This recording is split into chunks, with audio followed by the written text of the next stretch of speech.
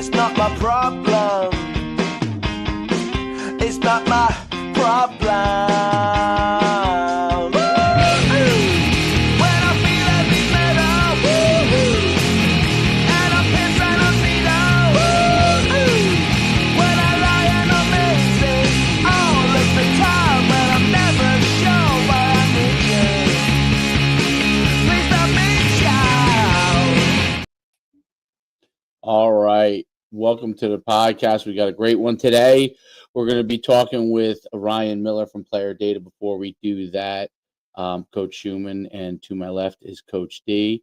We're excited to have Ryan on, a guy who played at Baylor, played at South Lake Carroll, Texas guy. He's been part of some great football programs, both in high school and college, and has played at the highest level at both those levels, and is now working with Player Data and to help deliver coaches and players better information to help them improve their performance, which is a key part that we're all looking for, especially as crazy youth parents like myself or coaches. You'd be surprised. Everyone thinks, "Oh, sell this stuff to the NFL and the colleges, or some of the high schools." I know a lot of people who would buy that stuff quick, and they all live in my community, and they're all crazy. So probably including myself. So it's great to have you on, and we're gonna talk some really important stuff and performance. And but before we do that, if Ryan could kind of just go, I touched briefly on your background. Obviously, I definitely didn't do it justice, but I like for you to talk about your playing background and kind of your journey as an athlete and what's taking you here to Player Data. Yeah, sure thing. Yeah, first of all, thanks for having me on. Fired up to be here. So my journey, my playing career, I guess when I was started high school. So obviously, you mentioned I went to South Lake Carroll, which, I mean, not to beat around the bush, but is a powerhouse here in Texas. Like, is pretty consistently competing for a state championship every year, typically nationally ranked. So, pretty competitive football. My actual beginning of my playing career happened my sophomore year. I actually played right tackle at like 6'2", 210. And to be candid around that, it was mostly like a personnel situation, whereas we literally had no one else, and so they threw my they threw my butt in there, and I the reality of that was like I kind of had to take a couple of licks my sophomore year. Like, yeah, I was planning to get some like really good talent, and I was implementing a strategy that George DeLeon, our O-line coach at Baylor, used to say, which was lose slowly, which is like you lose as slow as possible. But it was Rest a in good peace learning. to Coach DeLeon. Coach DeLeon, Yeah. great guy. Rest in peace, man. He was a phenomenal guy. Like I didn't even know he was at Baylor. I think that was one of his last stops. I think that was one of his last stops, Dave. Wow. Yeah, so he was my O-line coach my freshman and sophomore year when I was at Baylor, and like I've got some war stories about that man. I mean, he like, rest in peace. He is one of the most impactful people in my lives, and I've really come to appreciate my time with him. But going kind of back to my high school days. So junior year, I get moved to defensive tackle, right? And you'll notice a trend here in a second. But I get moved to defensive tackle, played my whole junior on the defense side of the ball, and I started getting actual like offers from some smaller D1 schools, playing D tackle. Like, had a pretty decent year. Was playing against Austin Westlake, the likes of like Sam Ellinger, who ended up being with the UT quarterback, right? And kind of like that era. And then go through spring ball. As I go into my senior year, my head coach approaches me. He's like, "Well, Ryan, like, we're gonna need you to play center." And I'm like, never played center before in my life. But it's one of those deals at Southlake. There's a saying that's pretty popular. It's team over me. And so I was bought into that, and I was like, you know what, like I'm gonna go and do this. And it made me nervous at the time because I'd obviously already had all this recruiting background playing D line, and so I didn't know what that was going to do. But ultimately had like a really good year playing center. Would get thrown in on D line on like third down to pass rush and do stuff like that. And um, got offered by Joey McGuire, who is now the head coach at Texas Tech from when Yep. his time at Baylor, and then Crushing Matt it. Rule, yeah, and then Matt Rule, who's obviously now at Nebraska, and got offered as a center. But the conversation there was like, hey, we're offering you as a center, knowing that you can also play D line. So I'm like, okay, like sure thing. Show up my Yeah. freshman year. Yeah. Show up my freshman year. And I started as a freshman our first 3 games at Baylor. That experience was very comparable to my sophomore year in high school, which is where I like got my teeth kicked in, just like was not ready to play, in my opinion. But again, like the circumstance called for it. And we went 1-11 that year, which, this is a true story, was more games I had ever lost from Pee Wee All of high football school. all the way Yep. up all of high school in one season. So Damn. it really makes you appreciate winning and like how Hell yeah. hard it is to win. Yep. And all the work that goes into that. And then,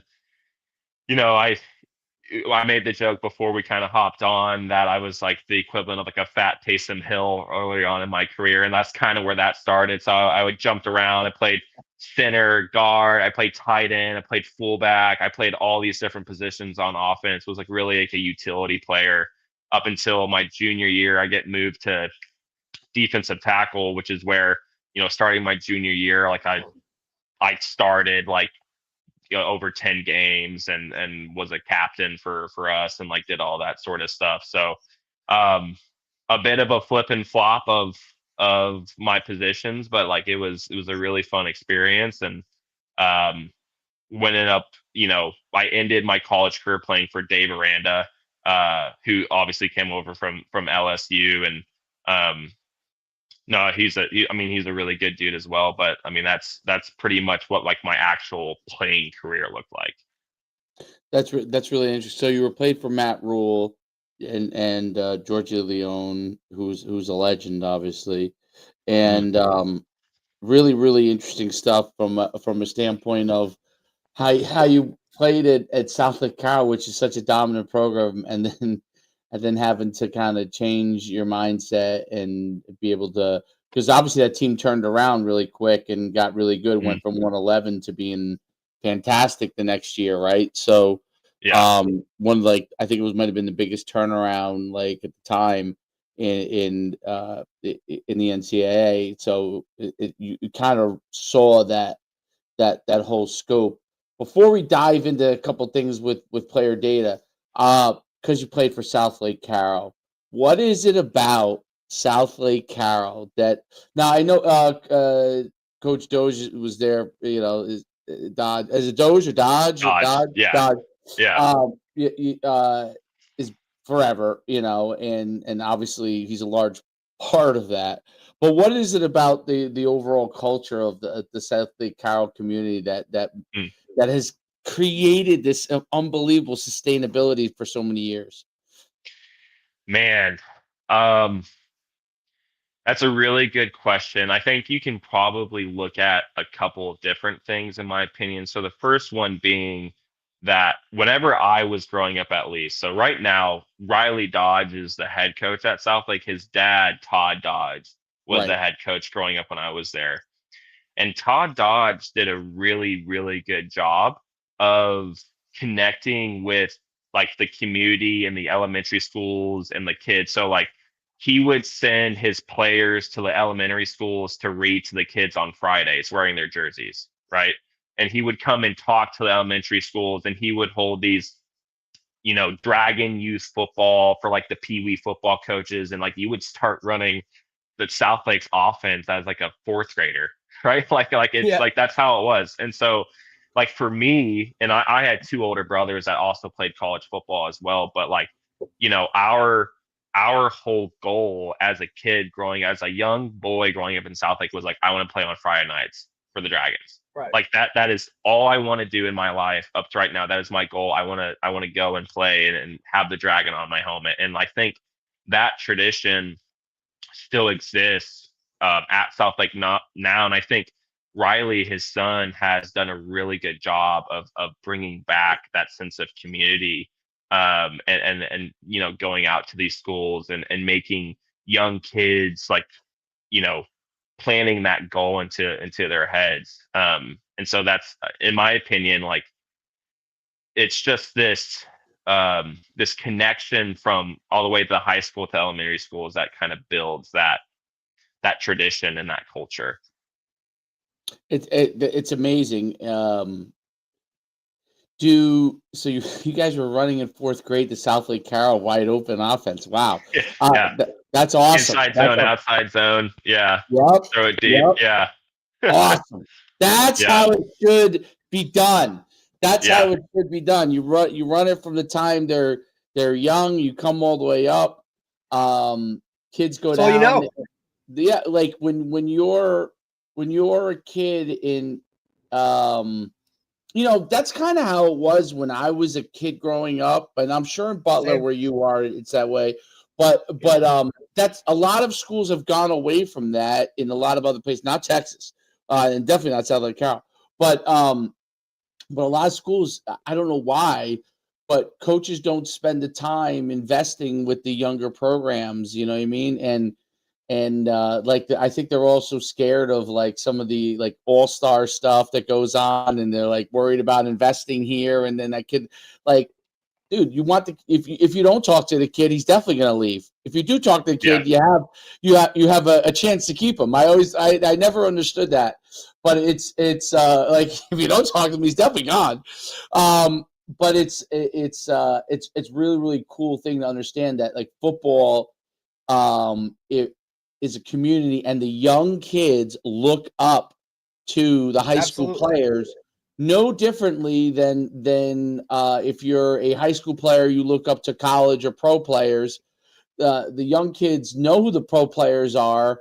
Those are like far off dreams. Near dreams for them are high school. Those are the near dreams for them. And I think that coaches and obviously Coach Dodge and his son understand that very well.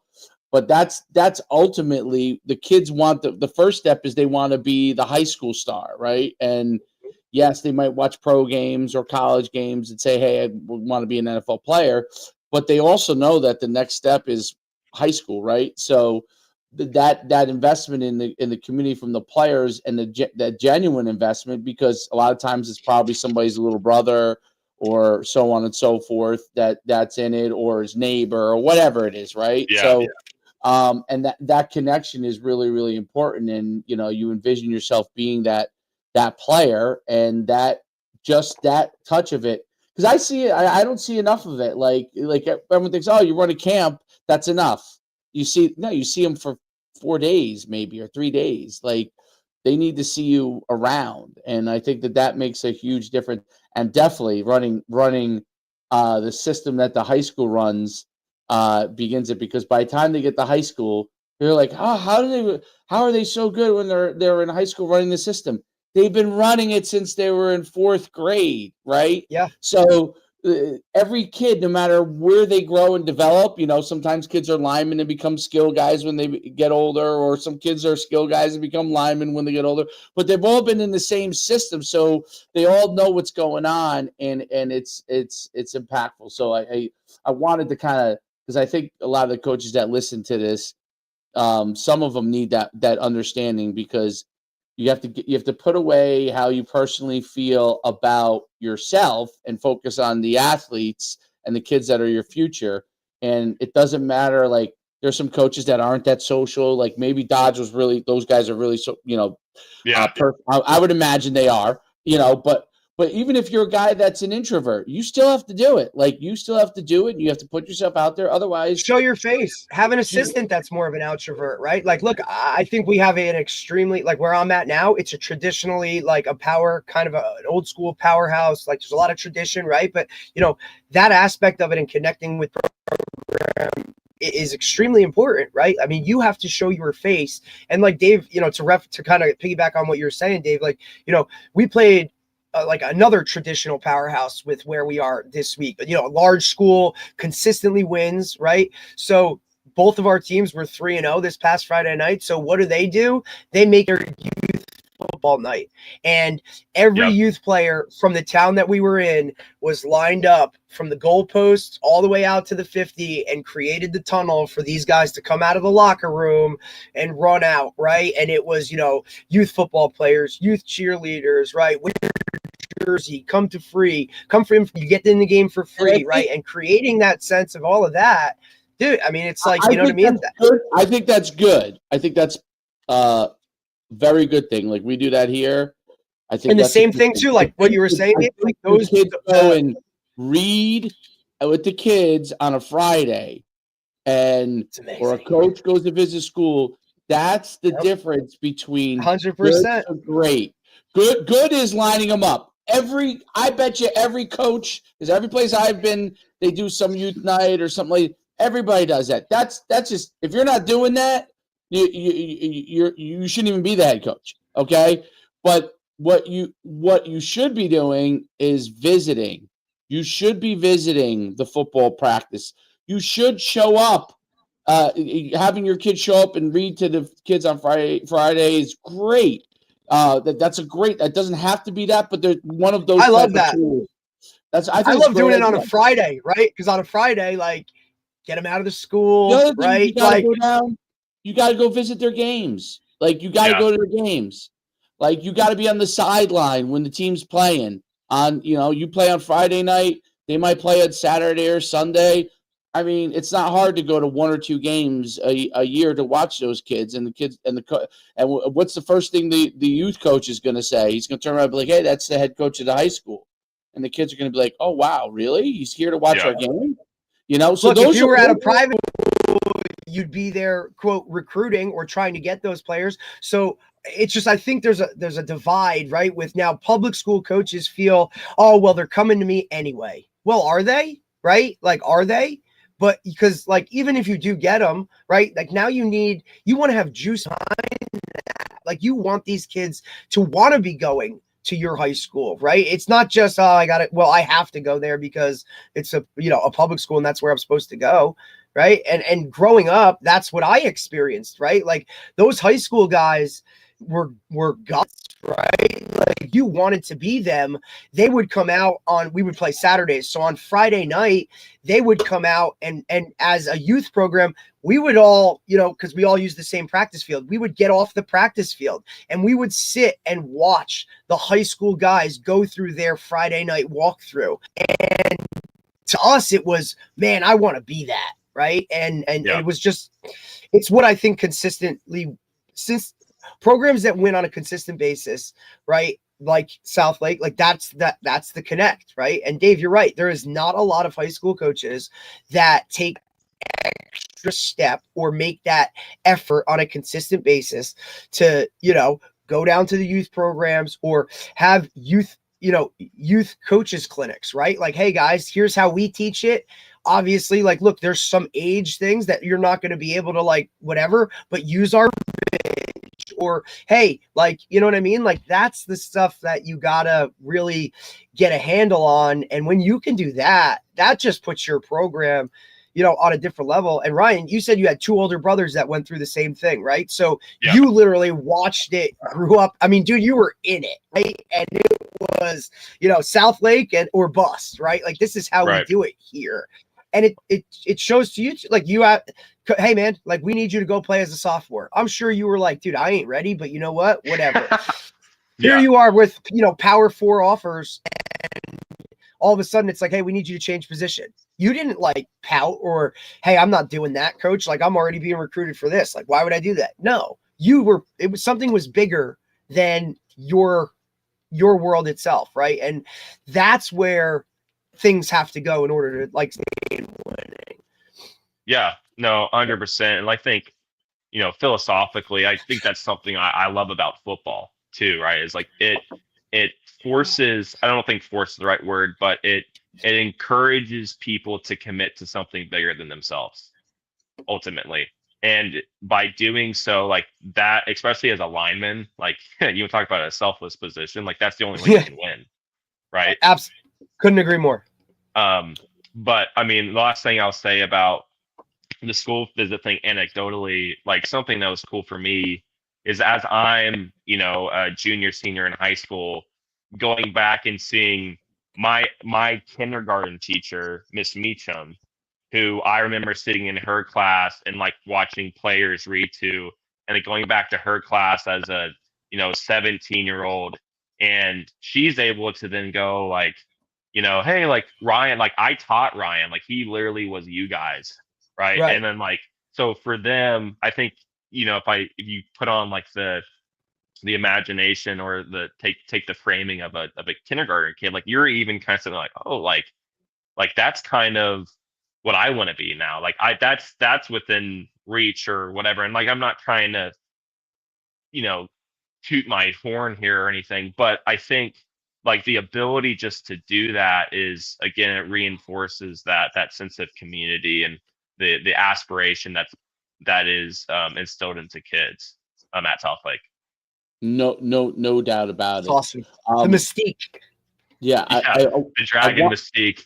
The dragon mystique. Yeah. You guys are both dragons. Yeah.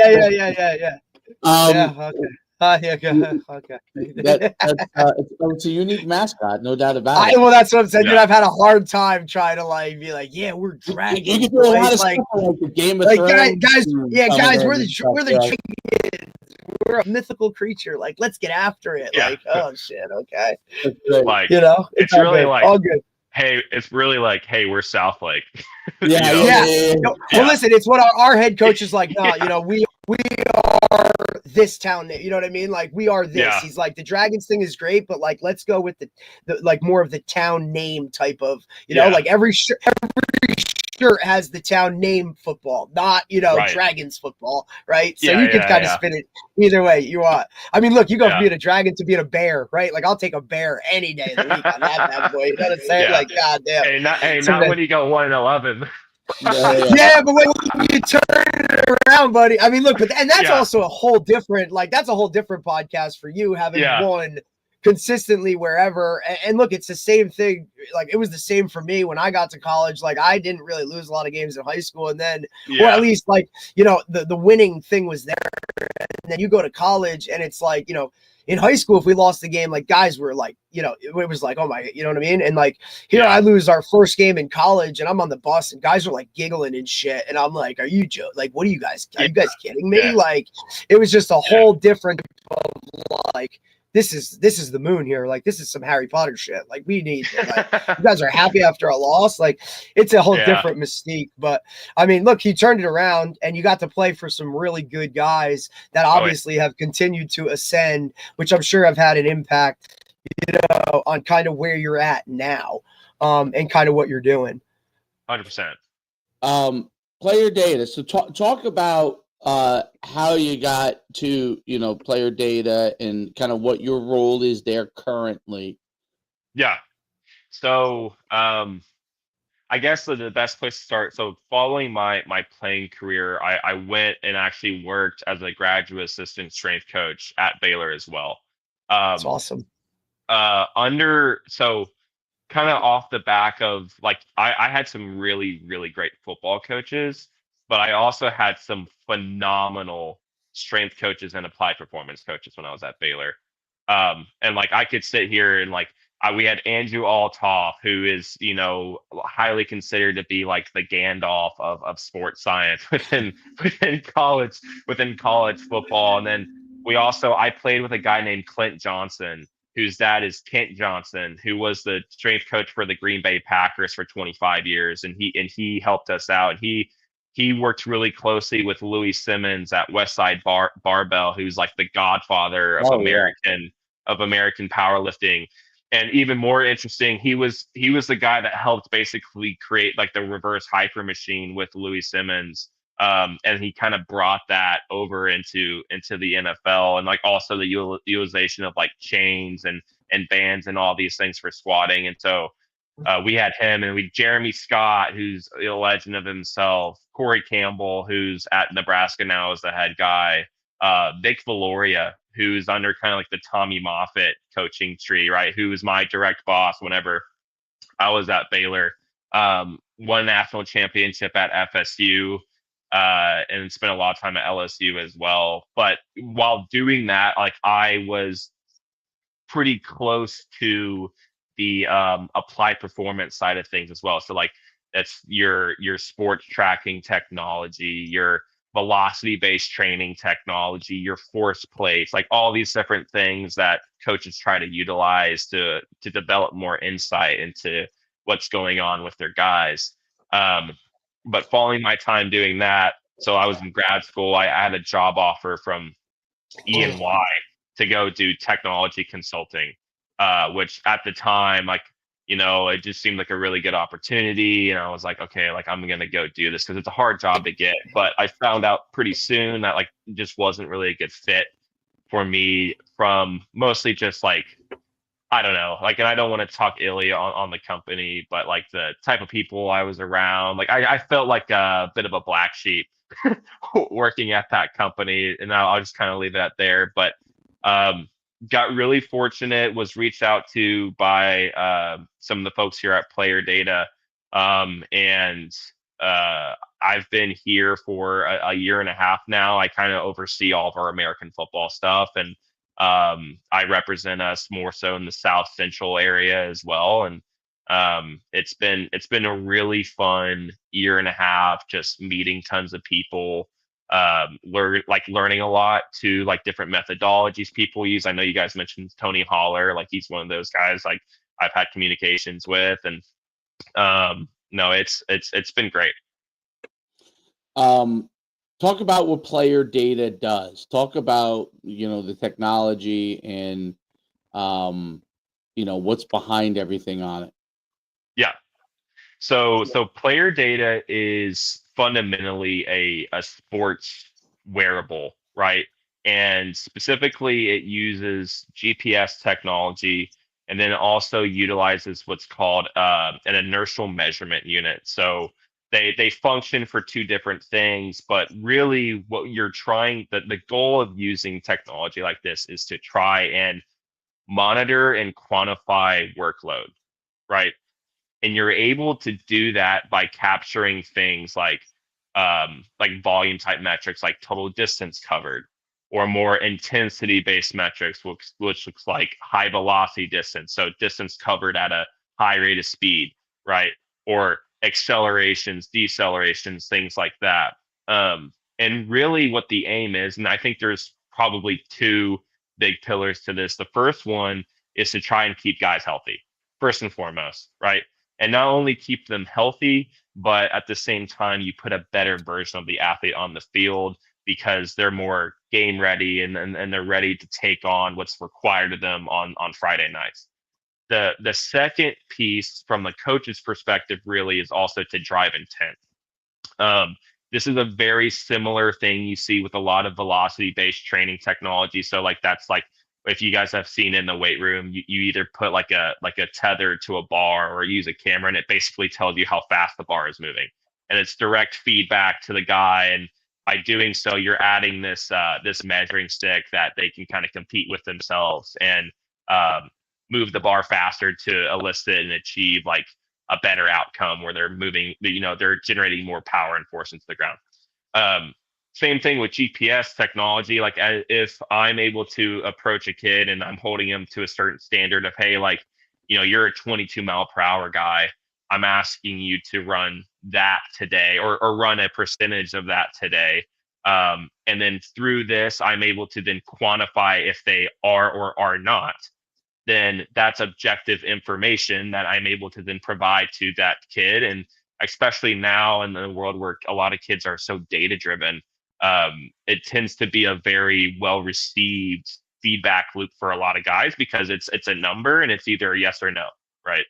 So Right. those It's are concrete. those are Yeah, you can't manipulate that. You know what I mean? You can't right. alter. It is what it is. Like, this is what you brand. This is the number that comes out, and here you go. Right? Like, that's Yeah. the world of interpretation, right? And assumption is unbelievable. You know what I mean? Like, it can get swayed Right. anyway. So when you have that concrete data that literally shoots it out for you, it is what it is. Like, there's no argument. Like, it's why one-on-one sports are so great, right? Like track, it's like, look, man, like you got beat, right? Or wrestling, like it's on you, right? Like that stuff, you can see it. Swimming, right? Like that stuff's there. So that's it. That's we kind of talked, in when we were talking before we had hopped on about, I think that's part of it now is you need that data. You know what I mean? And then player data does that. It gives you it. Yeah. And I think so, and this is through my own discovery of being in this space. Right now, like a pretty common trend you see is a lot of high school coaches that are starting to adopt this technology and starting to use it. The main thing, and sometimes the only thing a lot of guys look at is top speed, right? Which is kind of like a cool, like sexy number. It's basically like someone's 40 time. Like coaches like to know how fast they are.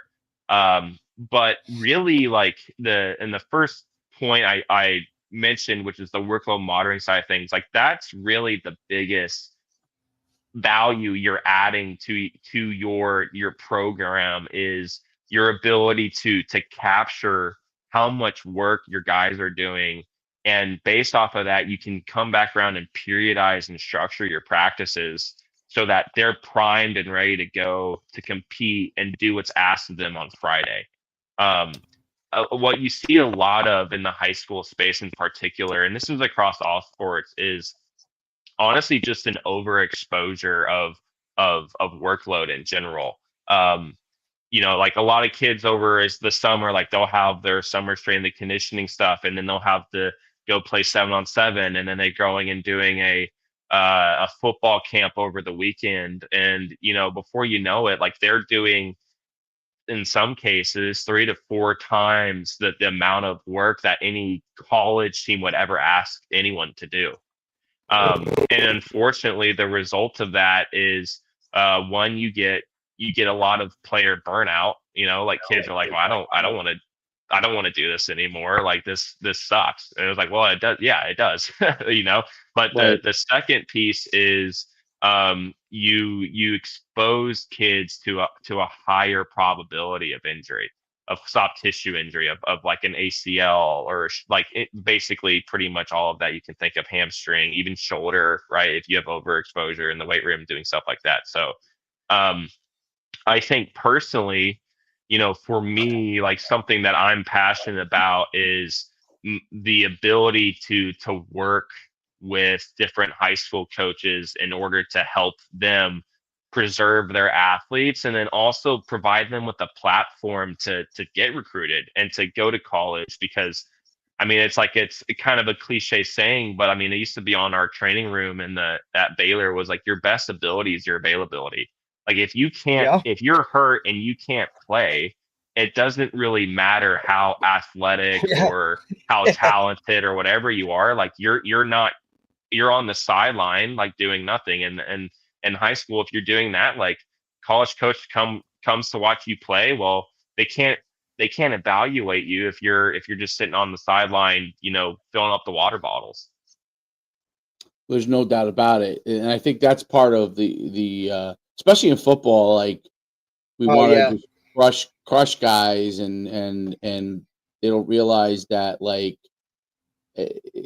you have to be able to knowing the data, and so you don't step over into the area where you're putting too much stress on them. And it's a fine line, right? Like you want to get the most out of them, but you don't want to step over the level that you're overworking them or you're putting the workload too intensely. And one of the things that I think coaches make a mistake on, especially when they don't have data, is they're going off their gut, right? And then when they go off their gut, then coupled with emotion, if you a practice when you feel like guys aren't working the way they need to, the natural instinct is to try to drive them harder instead to figure out what is actually going on. So yes, there are times when, for whatever reason, the guys aren't locked in, and it may have to do with they're not working the way they need to. But there's also times, and this is where the data, and you can talk more about it. There's also times where you might have worked them hard in consecutive days, and they're backing off because there's a level of body fatigue that's affecting them mentally. And it's not that they don't want to work hard; it's that they've overworked already, and now you kind of have to back it off. And like when you coach young kids, like I coached high school for 20 years, and ran all the NUC camps all over the country. Would see all the top athletes and stuff, and would work with all those guys. Yeah, I mean thousands and thousands of guys every year. And notice what now coaching my son's team, like they communicate to you very directly. Young kids, like kids who are young, as they get older, they mask it, right? They mask it a lot more. But when they're young, like when you start explaining things, you're going through something, and you're working them, and you see that they're shutting down.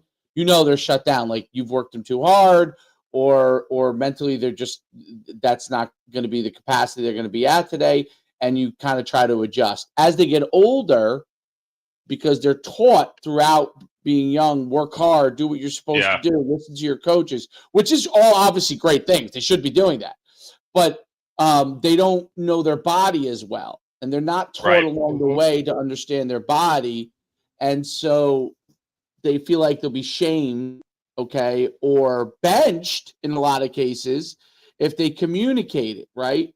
And that's where this data really, really is valuable, in my opinion, to high school coaches, even more college coaches, yes. But you also have, not only do you have all that data, right? You're also getting data from your trainers. You're getting data from high school coaches. Don't have all that other stuff. Even at the South Lake Carroll might have more than most, right? But even there, they don't have what Baylor would have and everything that they have there. So, and I think that that's an important thing, because you don't have all that extra knowledge base and the coach can grab a couple of key points and realize, oh, wow, I've been, I really worked these guys the last couple of days. It might be time to back off. Talk about the interpretation of the data and how that can help coaches. Yeah.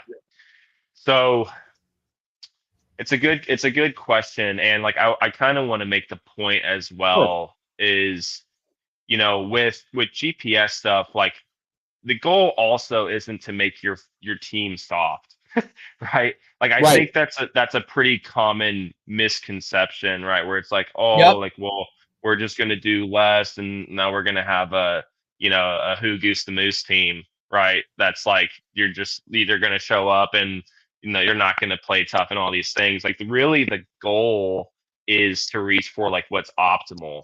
And so if you look at workload monitoring, which sometimes that's like a bad word, like you plug in whatever word you want to use there, it really functions on like a reverse bell curve, right?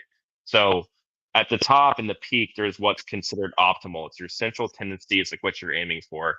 And then on the outsides, what you consider your danger zones of like, okay, here's too much, but then also here's too little. And if you do either, then like that's where you start seeing like bad things happen.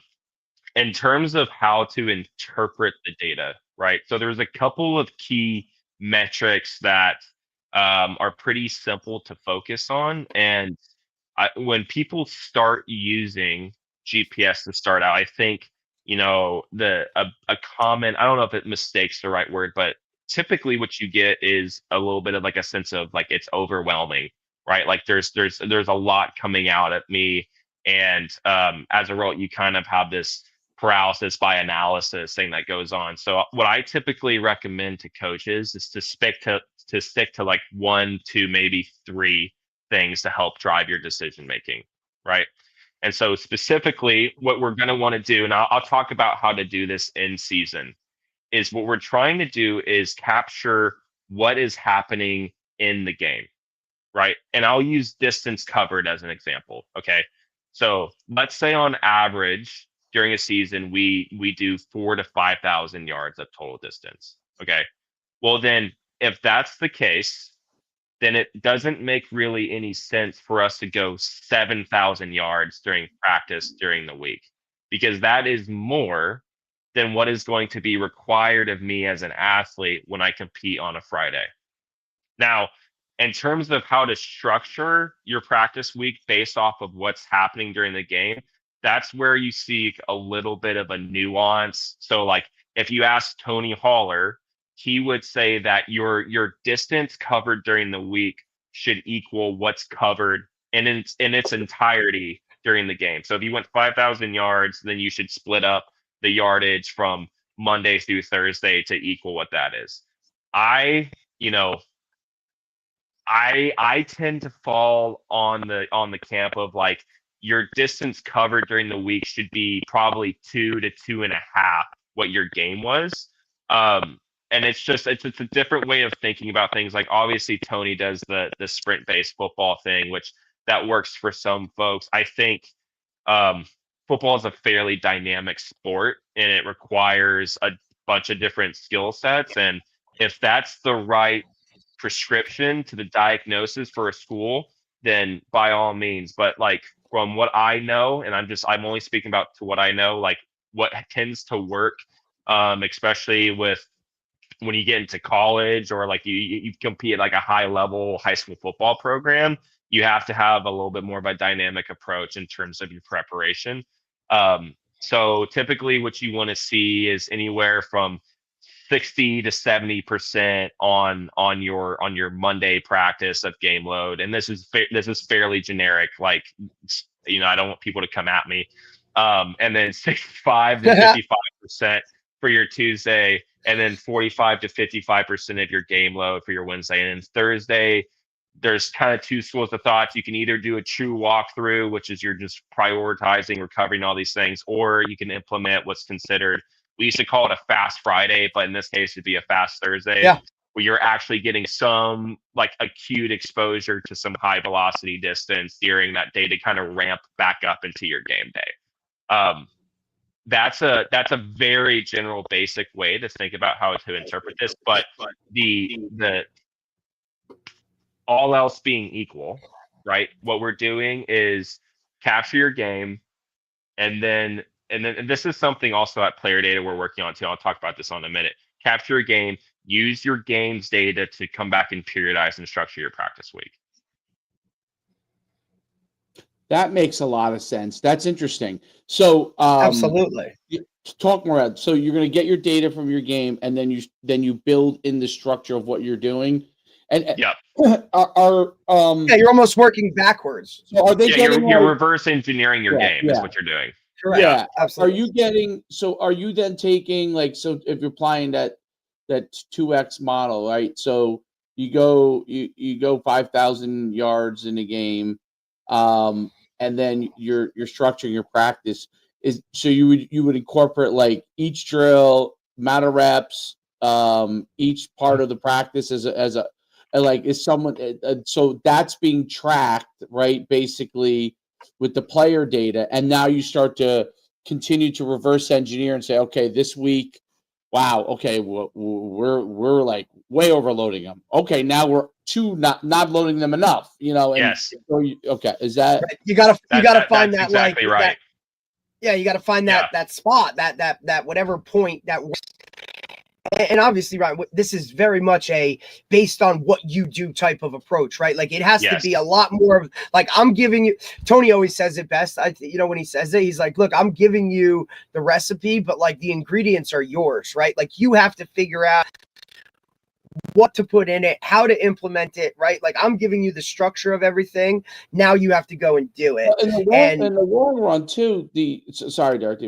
No. That was good. That was good. Tony's a good instance because he's very specific as to what he believes in. Yeah. Which, and it's a good instance in the sense that, I don't know that his exact way is the best or double, whether double the workload of the. What is interesting about what he is, I think over time, eventually, someone in the sprint-based football world needs to take the data from the GPS, apply their philosophy, and track, are the miles per, a simple one, are the miles per hour going up in the game if applying these things, right?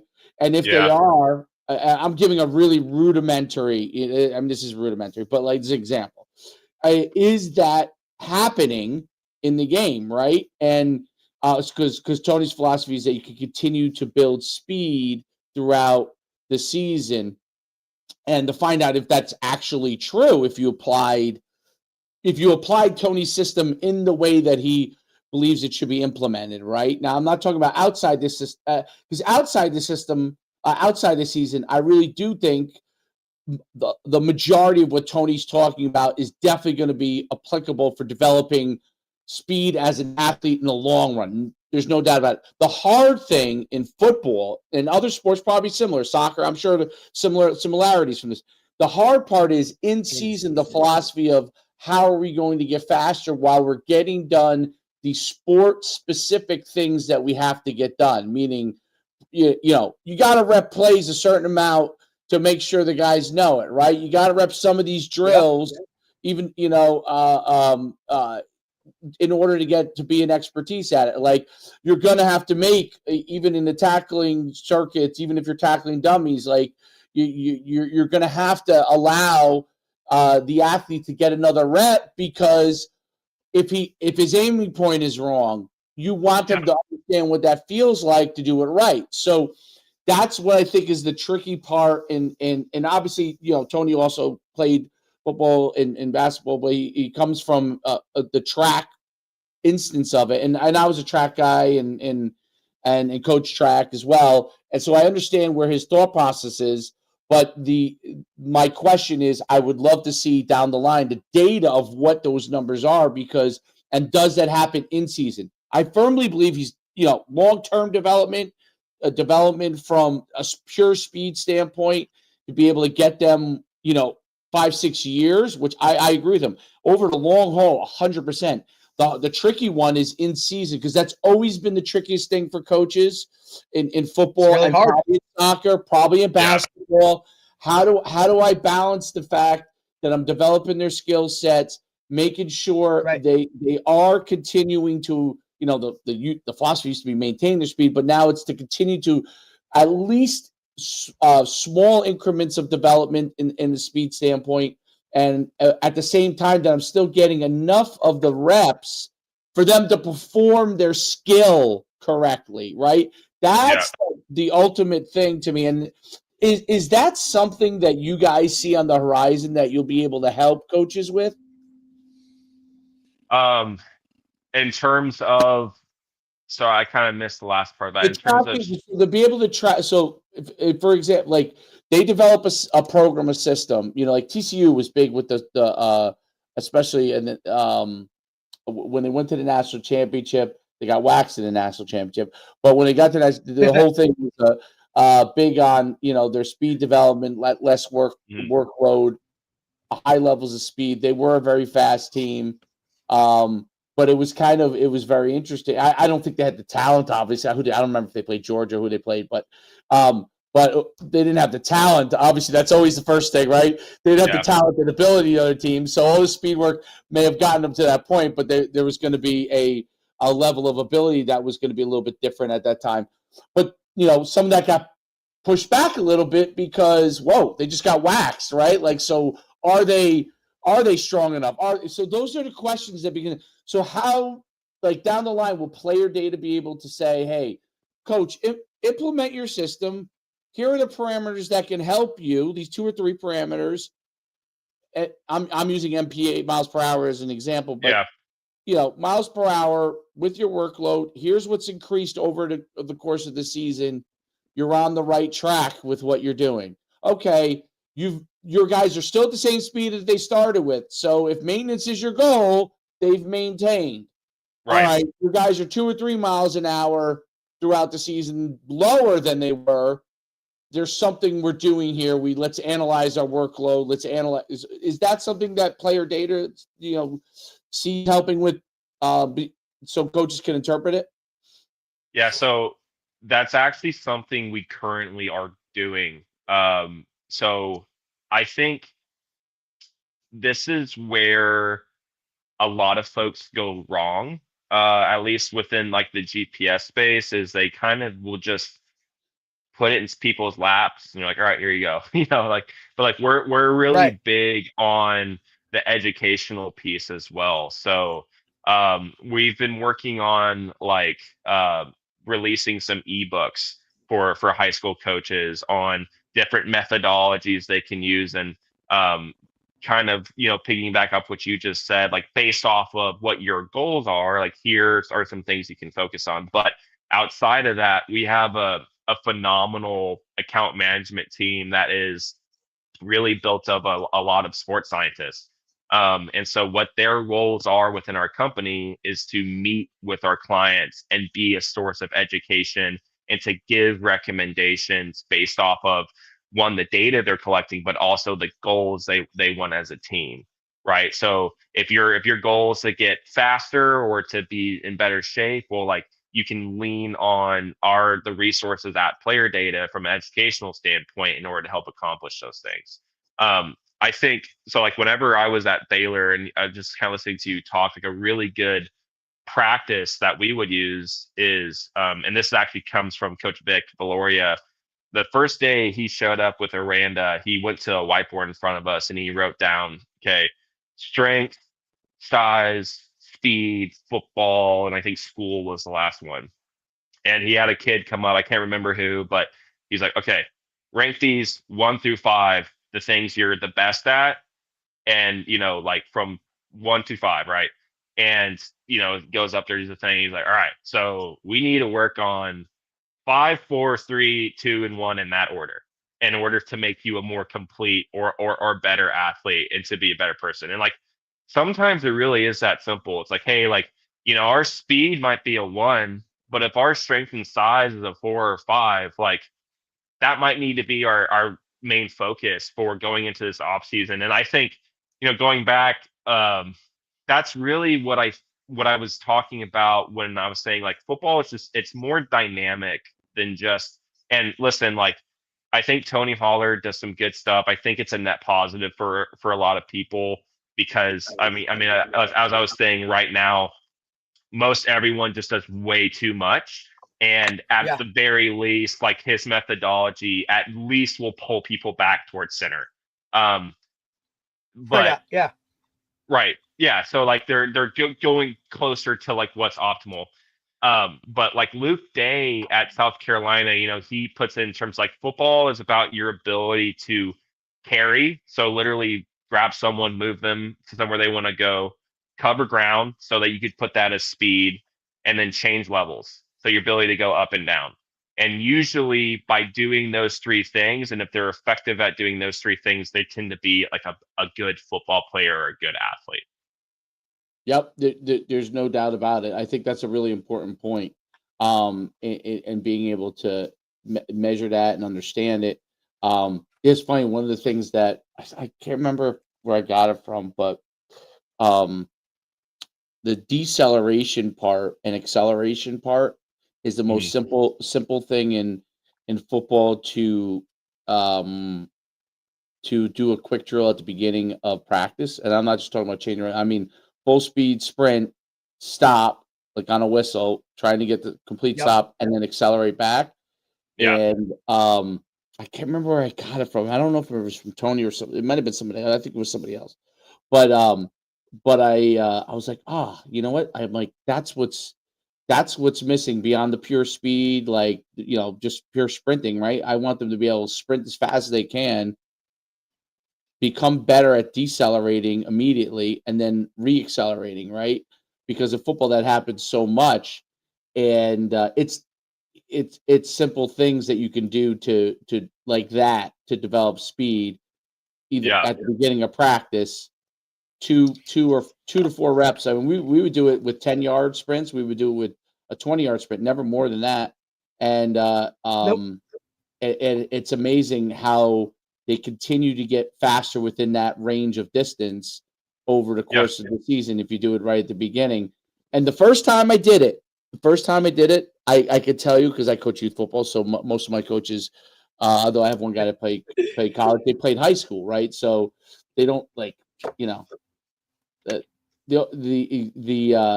default is something very different. The first time I thought they probably looked at me like I was crazy, but And when their you high see- school football wasn't South Lake Carroll high school football no. either. You know what I'm saying? Like we're not talking. Yeah, no. you know? So they what they start to see is like, holy cow, like our kids can like run. All our kids can run. So even the big guys, they can run because they're doing the same thing. Yeah. And we emphasize it with them. And it's like, you guys have to be able to decelerate too, right? You have to be able to decelerate and accelerate too. So everybody has to do it. And it's an interesting thing. So it's like these little things that, like for me, I'd like to get the data when we do that drill so I could see who accelerates and decelerates the best. So that's what I'd like to see, because obviously when 30 kids are running at the same time, it's hard to see who really is doing exactly. But you're overall getting into work. But I think that those kind of things coupled with what you're doing, and I think it's so interesting. What programs that you've worked with that you see are really using the player data stuff to a really great level, and what are they doing with it? So I'll give an example. So there's a school here in Texas. And when I first started at Player Data, they were one of it's Gunner High School here in Texas and Gunner, Texas. They're a 3A school. They actually just won the state championship this past year. But I mean, they have a ton of kids that play both ways. So they play two sides of the ball. And like that especially kind of is important whenever we start having this conversation. But like, I mean, it's things where, you know, they're using player data, and it's like, hey, we're actually doing a third of our game load during the warm up, right? Like you're doing like that's wild, right? And it might not be, it's more common than people even understand. That is like a thing, right? Guys out there for literally Tony's last sprint-based podcast, he was talking about it with a coach from Florida. It was like, when we tracked it, majority of the workload on a Friday night happened in warm-ups. The guys were shot before they even started the game. Like, no, 100%. And then, I mean, you talk about like some of these kids that are like they're wide receiver and they also play DB.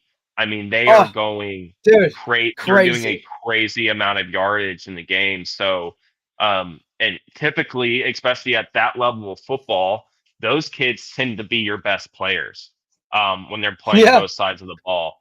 And so they were able to maintain those guys throughout the duration of the season to be available to them to play up and through the state championship, which, I mean, when you play the state championship in Texas, I mean, it ends up being like, I think it's like 16 games. Like it's a lot of football. Game. I know Florida is 15. If you win 15, you win a state title. Here in Jersey, if it's 14, you win a state title, right? Like, and they recently just added another game to, you know, it's different here, obviously, with our grouping sizes and things like that. But Texas, I think, is like it's like a 16 game season, right? If you're all, you know what I mean? If you go as far as you can. And I mean, I make the case to people all the time that GPS technology really is the most valuable at the high school level, because, and the reason is your best athlete or your best players, if they are injured or they are hurt, the outcome of that game could be a complete 180, right? So your ability as a decision maker, as a coach, to, you know, it's not a catch-all, but you're at least putting the odds closer in your favor to protect that kid and protect that athlete, can literally be the difference between some folks winning or losing a state championship game, or any other game for that matter. Right. And also you can look at it too, like a lot of and you start to see a lot of it with the smaller schools that have guys playing both ways. Or, I mean, look, some of the small schools, like, they play both ways, but everybody forgets about special teams. Like, which for the most part, a lot of those teams is where you're literally covering the most ground, right? Like you're Right. running down on kickoff, you're running down on punt, right? Or you're returning a kickoff, you're returning punt. Like those are the max distances within a football game that you're covering, Yep. like, an average play is what, like 7 yards, right? Or, you know what I mean? Like Yeah. you can just really, if you want to break it down to within those numbers even more so.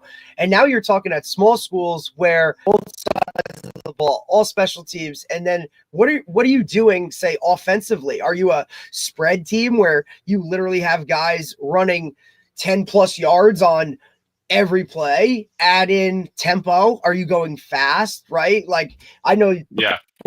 for school, like Art Briles' method was, hey, if we're going front side, backside, stand there, like take the Yeah. play off, don't do anything. So now on the next play, you can be full go, right? Like Yeah. there's a lot of some of those philosophies that have really kind of like come into play. If now you're that old school coach and you're telling me like that guy over there is literally just going to stand there for a play, like boom, right? Like, or, Yeah. the average fan looking at a game saying, why isn't that guy running on the backside? Well, he's not supposed to. We're trying Yeah. to save him for whatever it comes. Now you take player data where you have something concrete that says if he stands there on the backside and doesn't do anything, right?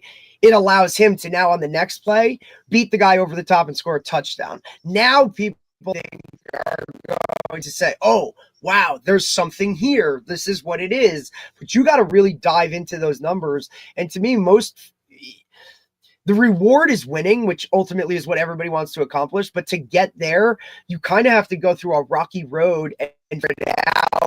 And it's a lot of work where most coaches are like, I can't spend my time on that foo-foo, whatever philosophies type stuff, Yeah. even with data, because I just don't have the time, or the pushback would be so much, right? And Tony talks about that stuff time with it. But, whereas, it's something different. We talked about it pre-show, right? Like most coaches coach the way they were coached. And to flip that switch and do something different puts you in a different category where the masses won't understand. They won't be okay with it. So you have to have a program that's fully bought in from the top to the bottom.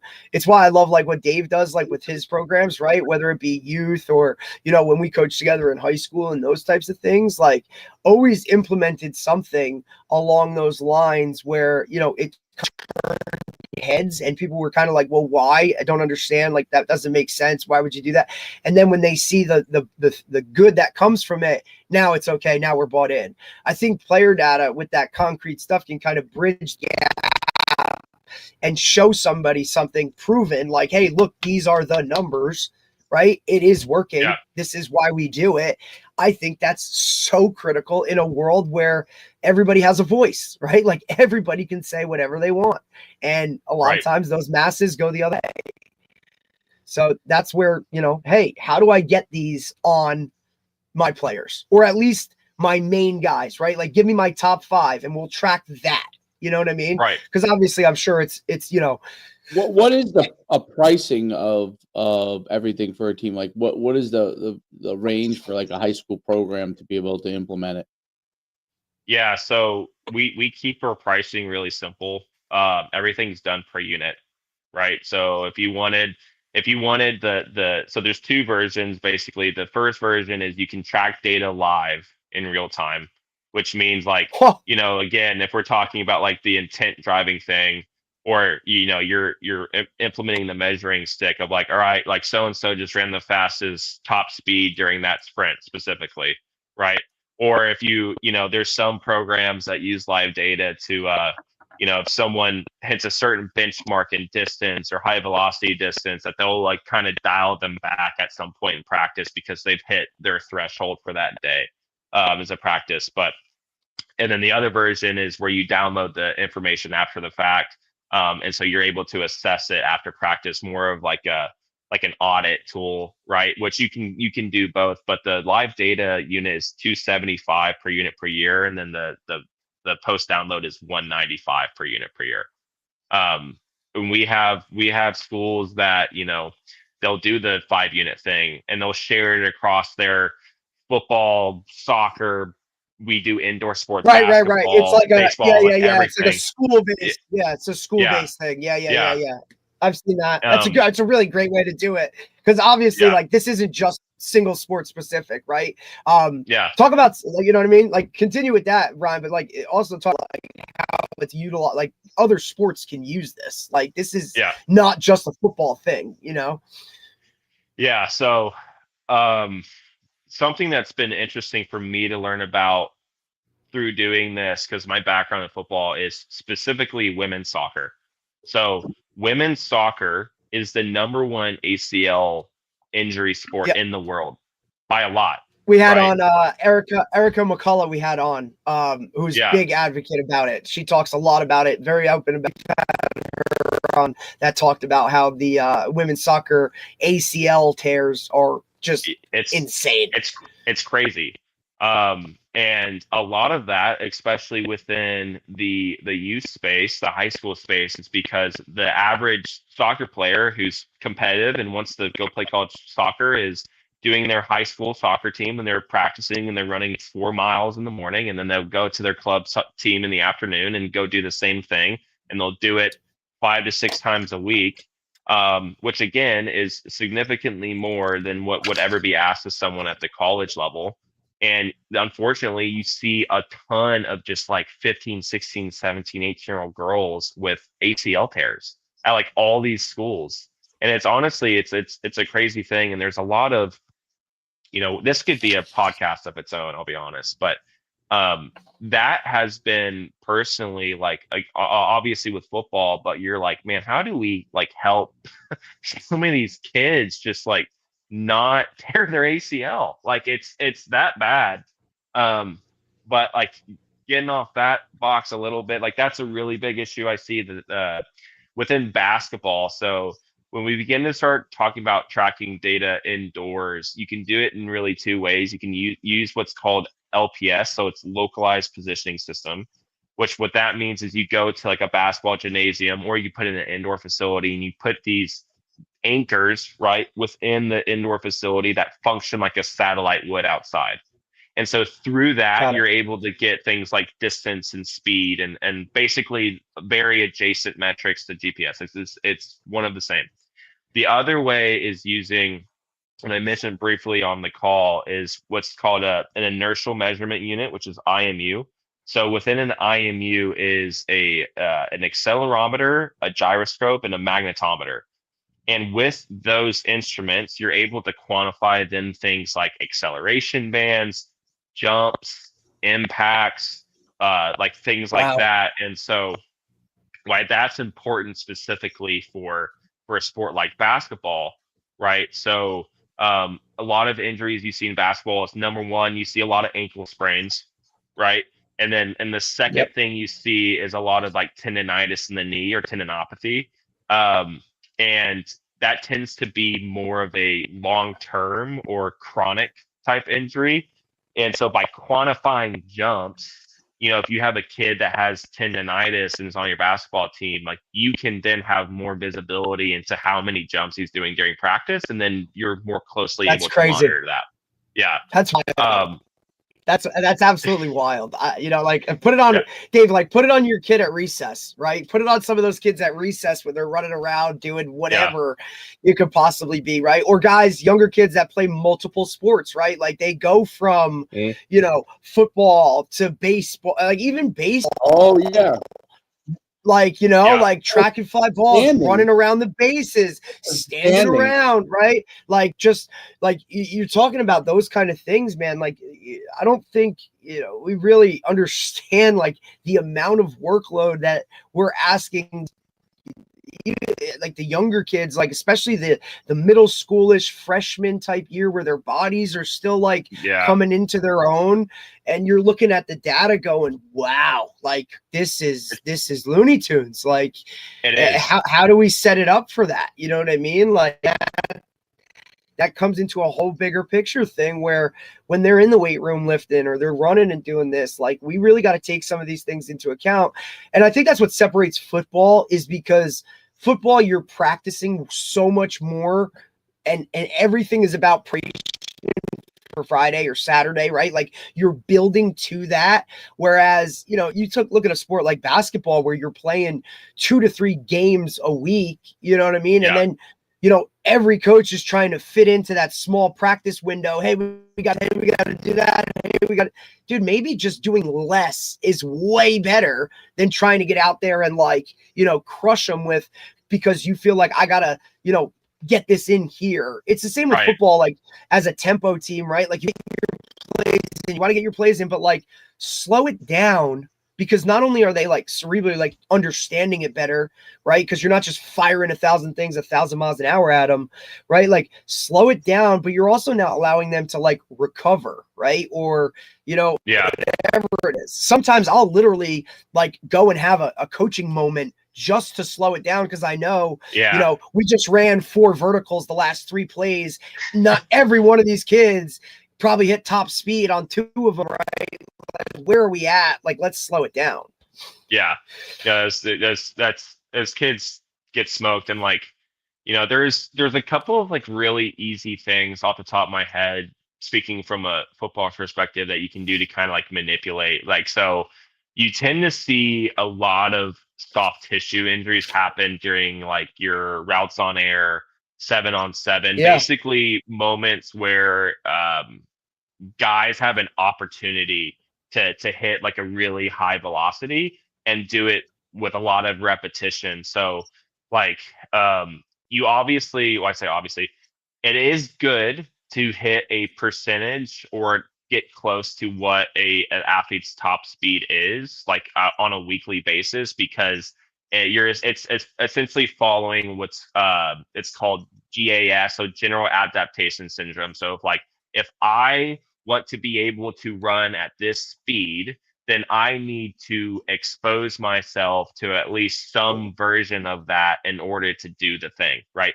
But then there's also, again, talking about the reverse bell curve, there's a point where it becomes too much, and you're actually putting someone in a bad position. But you can work a condensed field. So instead of doing 7-on-7 at the half-yard line, you do it on the red zone 20, 30-yard line going in, and you really don't again, like you don't expose someone to an opportunity to run at an extremely high rate of speed.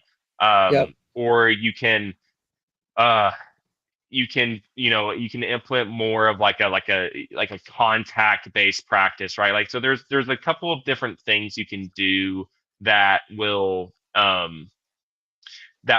reduce some exposures to athletes without like just cutting a period out of practice, right? Because I think, again, like that's the thing a lot of coaches worry about is you know, oh well, this is going to like make my practice shorter, or this is going to, you know, make us be a soft football team, like all these things. It's like, it's really not, the aim isn't to doing that. Like, you might change a couple of things, but like the return on those decisions, it really will help in the long term get you to where you want to go and to accomplish the goals you want to accomplish.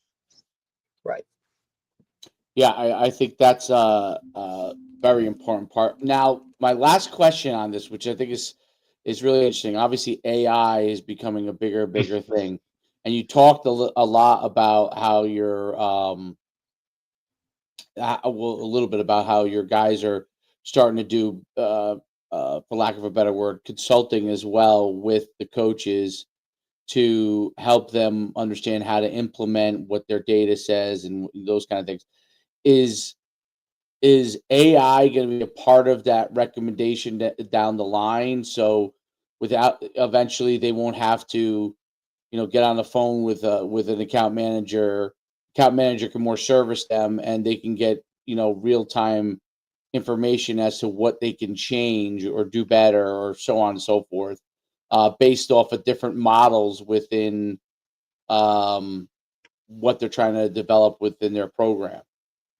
Is that something they may have down the line? Without unveiling too much, like, we are in the process of implementing a GPT within the player data app that will be trained off of the data being collected by that specific team, and then also like using resources just from like a variety of different like research articles, all these things. So like the functionality of what that would look like is, what what distance or what top high velocity distance or what number of accelerations do we need to hit on Monday, Tuesday, Wednesday, Thursday this week, Right. based off of what my game is. And then, you can continue to train it with when you prompt the GPT to be more tuned in to like what your goals are. So the short answer is yes. I've played around with the beta version so far, like with on like my admin stuff, and it's pretty sweet. So it's where player data is consistently innovating at a rate that is, honestly, it blows my mind. There's some really smart people within our development and engineering team that are producing some really awesome technology, and there really doesn't seem to be a end in sight. Like it's just continuously Yeah, no, it just building keeps really good going. Yeah, technology. Yeah.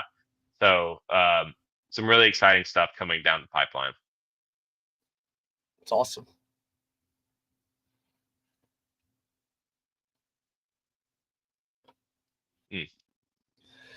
Did we lose you, Dave? Yeah, maybe.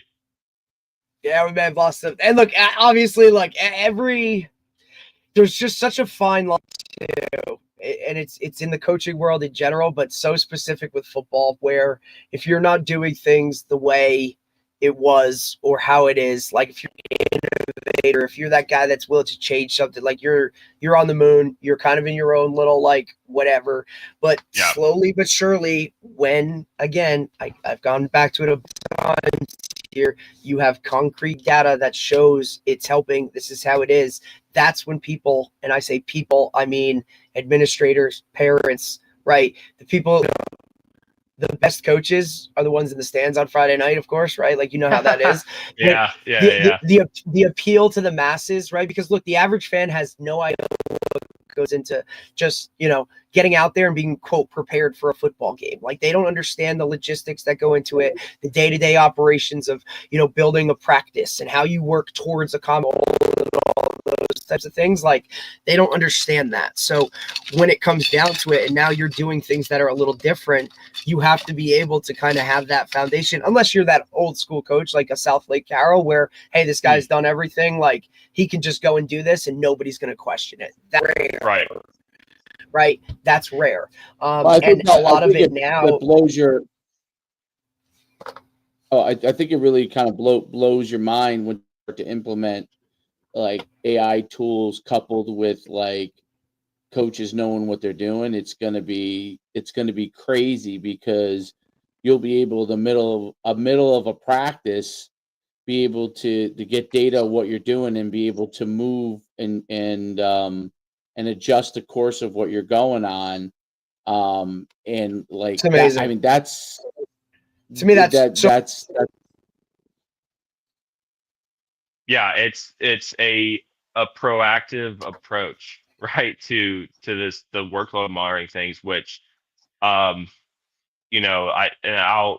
promote player data here and say, like, really it wasn't a functionality available until now at the high school level.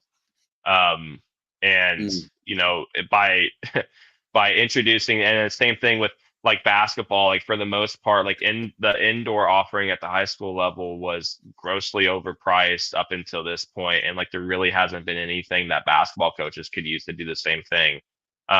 So right. we're it's a really cool organization to be a part of. Most of the people at Player You Data did it right. probably 90% of us are former athletes from, I mean, our head of marketing, Luke Bonner, is a 7-foot former center in basketball. Like, he's enormous. And then we've got like a bunch of professional soccer players. And like one of my other guys that I work with, Lich, used to play at Notre Dame. And, like it's a really good group of people. And I think we do a good job more than anything of just understanding the coach's experience and the athlete's experience and like the things they need to be successful. Absolutely.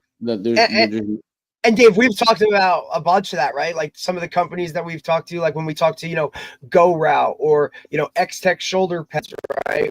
Or Safer Sports with the helmet shells and things like that. Like the guys behind, when you call those guys having an issue with whatever, you're talking to former coaches or former athletes that understand what it's like to be in your shoes and what you have to deal with, right? And that's, I think, part of what makes companies like that more successful than others is because they understand it and they can make it, or at least have a way of making it easily understandable for the coach who has 1,000 other things on their plate, let alone like, why is my huddle not working? Right. Or those things, right? Yeah. Like that bridge that gap puts companies like that ahead. Yeah. We take a lot of pride in having a servant-like attitude and we always say like, we're a really good teammate. Like to have on your team. Yeah. Like we do our job. Like at the end of the day, it's like, what do you need to do your job? Like that's what we do. Like if you bring in player data, you can rely on us to fulfill the requirements that you're asking us to do. Right. No doubt about it. It's incredible space. I mean, there's so much that's gonna go on there. It's just absolutely incredible. Well, I'm gonna let you go. It's been great talking to you. I mean, I'm gonna be getting your information because I want to buy at least one. Yeah. And I may get more. But really, really cool stuff. And I think that you guys are going in a phenomenal direction. It's a great space. It's a great opportunity to increase performance of athletes, keep them healthy, which is what you talked about, which is really, you said at the beginning, really, which is the most important thing. Being available to play is the most important thing. And 100%. Like anytime I ever do some form of live tackling, I immediately regret it. So I don't know why, I'm like, oh, we should try to do a little bit of live time. And then as soon as we do it, I immediately regret it. Somebody's like, but that's the important part to understand. Like you've got to understand how to balance things in sports, and it immediately allows you to in the long run, get better performance out of the athletes, keep them healthier so they can play. Keep them healthy. And that's a key aspect of everything. So I can't thank you enough, Ryan, for coming on. It's awesome having you on. You're a fantastic example of what, someone who does the things that you're supposed to do in football, where you can really go. And I'm sure you're going to have much continued growth and success. Well, I appreciate that. It was, I had a blast. It was honestly great talking to you both. And, thanks for having me on today. No problem. Thanks, man. I appreciate it. Keep doing what you're doing, buddy. Yeah. Thanks, guys. All right. Bye. Thanks, bye. That was awesome. Really good stuff. I learned interesting stuff, man. Cool stuff. Like, cool stuff. And I think what he said, the one thing that I really love that he said was like, I feel like he said, a lot of guys like feel overwhelmed when they first jump into it because it is giving you so much new information, right? That like, what do I do with all of this? So like Ryan, take one or two data points and then go from there and build off of that, right? Because even that is going to help you move forward with just your load management of your players. I just think it's so important now with how things go, right? Like if the workload you put on these guys on top of them going to school for 6 hours a day and then whatever when they get home and all that other kind of mental that hits it, like at least we can help you save yourself so that you're in a better position on Friday night. To me, it's easier as a football coach, I think, because you can build throughout your week or like you said, you kind of reverse engineer it based off of what you cover in a game. Like think about basketball or lacrosse or soccer where you're playing 3 games a week. I mean, Dave, even look at like a tournament, right? Like you go to a tournament, a basketball tournament, you might play 4 games or 5 games in a weekend. Like That's, you know what I Yeah. mean? Like, that's crazy, right? Like, to think about. I mean, some And- seven tournaments are crazy, and how much they play. You know, like Right? And, like, how many verticals did this guy you just? need Oh, 2 but we days just played off 4 after games. that. Yeah. Oh my You need- God. Yeah. That's why when it's people are like, crazy. "Why don't you practice?" I'm like, "What? You know, they're gonna like practice for what? They're gonna." You're like, be here, back- let me show you these numbers, right? Like, this guy did 5,000 yards in whatever, or, you know, he hit 22 miles per hour on whatever it is. The jumping thing is what I really like blows my mind to think about, like basketball, where, hey, you're on a fast break, you're sprinting, and then you're coming back, and now you're going up for a rebound, right? And you're jumping and doing that. Like, to see that amount of data as to like what actually like goes into like a really high paced, like active basketball game. Oh my God, dude. You know, because at least with football, yeah, like, you know, you get that time in between plays to kind of recover. Whereas basketball, like, you're just praying for the next whistle sometimes, you know? No, you're right. That's why you need 2 good line shifts there. You need the line shift. 10 deep, baby. Is you need 10 deep, 10 good players.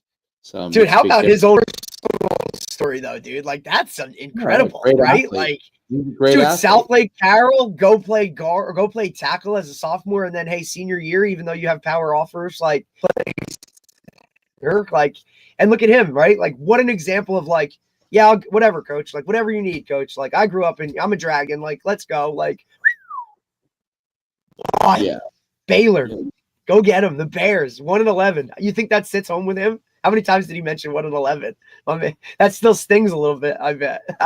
Yeah, even though I think the next year they were like 9-2. So Yeah, they had the biggest turnaround in like college football. Like, and he's, you know, like, shit. Good for him, man. That's incredible. And played for some really, I mean, damn, Rule, DeLeon, you know, Aranda, who's, you know, Aranda is, look, Aranda coached with Matsakis, right? Like, at some point, like, he was a, you know, LSU guy and now takes Baylor. Like, football we know is different. So whether you're Baylor, SMU, Texas Tech, like Texas Tech right now, buddy, they don't, you know, they're hitting their Big 12 schedule right now. Like, after that win at Utah, hard place to play. Urban Meyer going into the Hall of Fame, and they Texas win. Tech Let's go. they have one of the biggest NILs. So Mucho dinero, buddy. Dinero. Joey McGuire, who coached him at Right. Baylor, Joey McGuire was a high school coach at Cedar Hill. And what's He that? was just on Urban Meyer's pod. He was just on Urban Meyer's pod, or the podcast that Urban Meyer and Mark Ingram and the other guy from Fox, like their version of College Game Day. They just had him on after the win, and they kind of asked them, like, you know, guys are firing for, like, hey, guys are only going to Texas Tech because they're getting paid, and he's like, well, that's not my fault. Like, you know what I'm saying? He's like, I'll take them, but they're not only coming here for money. Like, let's go. Joey McGuire is a Texas high school legend. So Right. he was at Cedar Hill. I ran my very first event in Dallas there. I ran it for a few years there at Cedar Hill. And Who was the big name from Cedar Hill? Who went to Cedar Hill? Was it Drew Brees? One of those big name quarterbacks went to Cedar Hill. Drew Brees might be South Lake Carroll, actually. Well, isn't Baker? Baker was one of them too. Cedar Hill, you said? But Cedar Hill was a powerhouse before Duncan. So the way Dallas works is there's North, which is South Lake Carroll, Allen, Frisco, Plano. That's north of Dallas. Those are big programs. South of Dallas is Duncanville, DeSoto, Cedar Hill, pretty much in that order. And those are powerhouse programs. Joey McGuire was at Cedar Hill. Joey McGuire was like what? What's that? Cole McCoy was a Cedar Hill guy. Oh, Cole McCoy was okay. So Major Applewhite. There's the name too. Remember Major Applewhite? He went to Cedar Hill. Yeah. Okay, so that's south of Dallas, and Joey McGuire was there. He was a powerhouse coach, and then he went and took a job. Can't remember where he went and took like an analyst job or something, and then he was at Baylor. Maybe it was Baylor. He made the jump, and then now he's at Texas Tech. I feel like he was at Houston at some point. Maybe I'm wrong, but he was like, he knows everybody. He knows everybody, just like Cedar just Hill, like 14 just like seasons at Cedar Hill. He was 14 okay, seasons at Cedar Hill. Then in 20 and then from 2017 to 21, he was at Baylor as tight okay. ends and defensive ends before becoming the associate head coach and current role at There you go. So yeah, he was a legendary coach, and Cedar Hill Stud.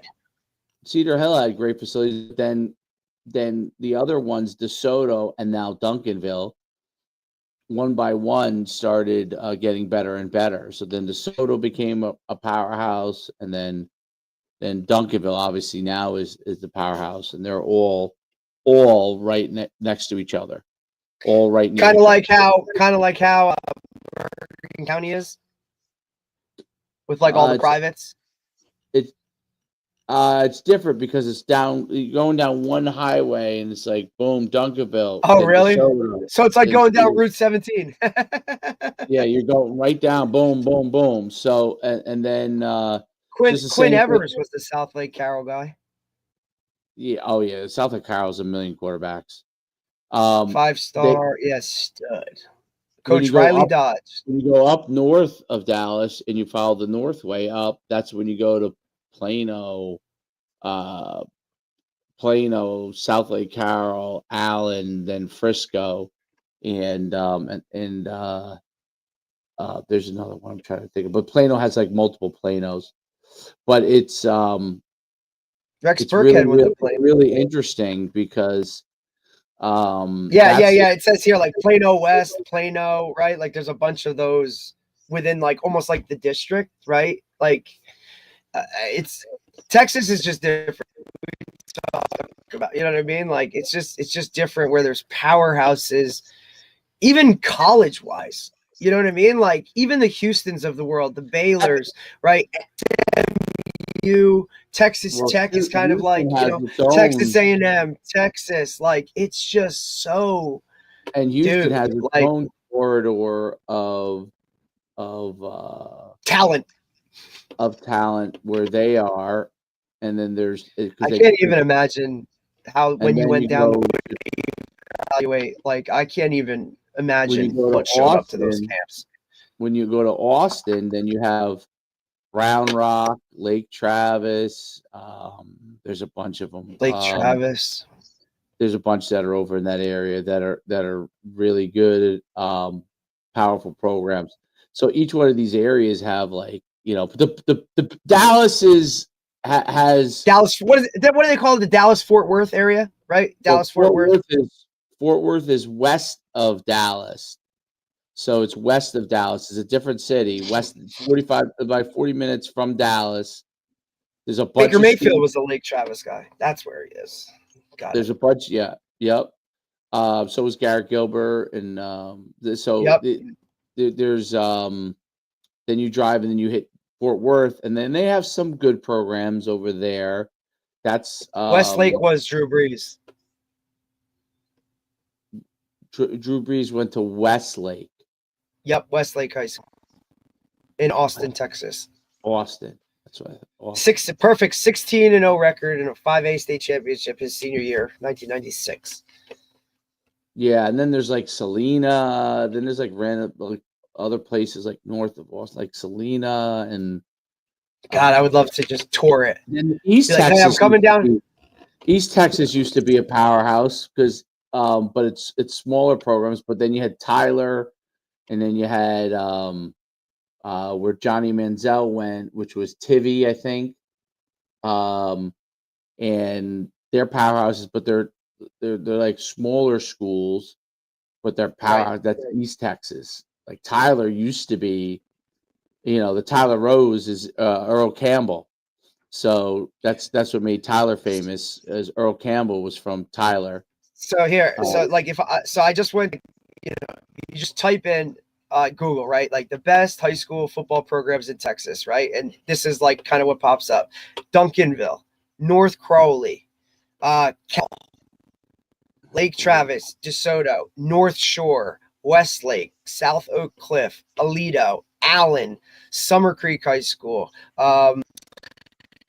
Some of these are just South Oak Cliff is it says inner city. What's the other one? Prosper, Texas. Prosper? Billy Ryan, Prosper, Billy Ryan. I'm just like, look, it's just like your general type of like, hey, Denton Ryan. Yeah, that's a powerhouse program. Yep. That's way northwest of Dallas. That's a different city, but Denton Ryan is really good. Yeah, yep, Denton Ryan.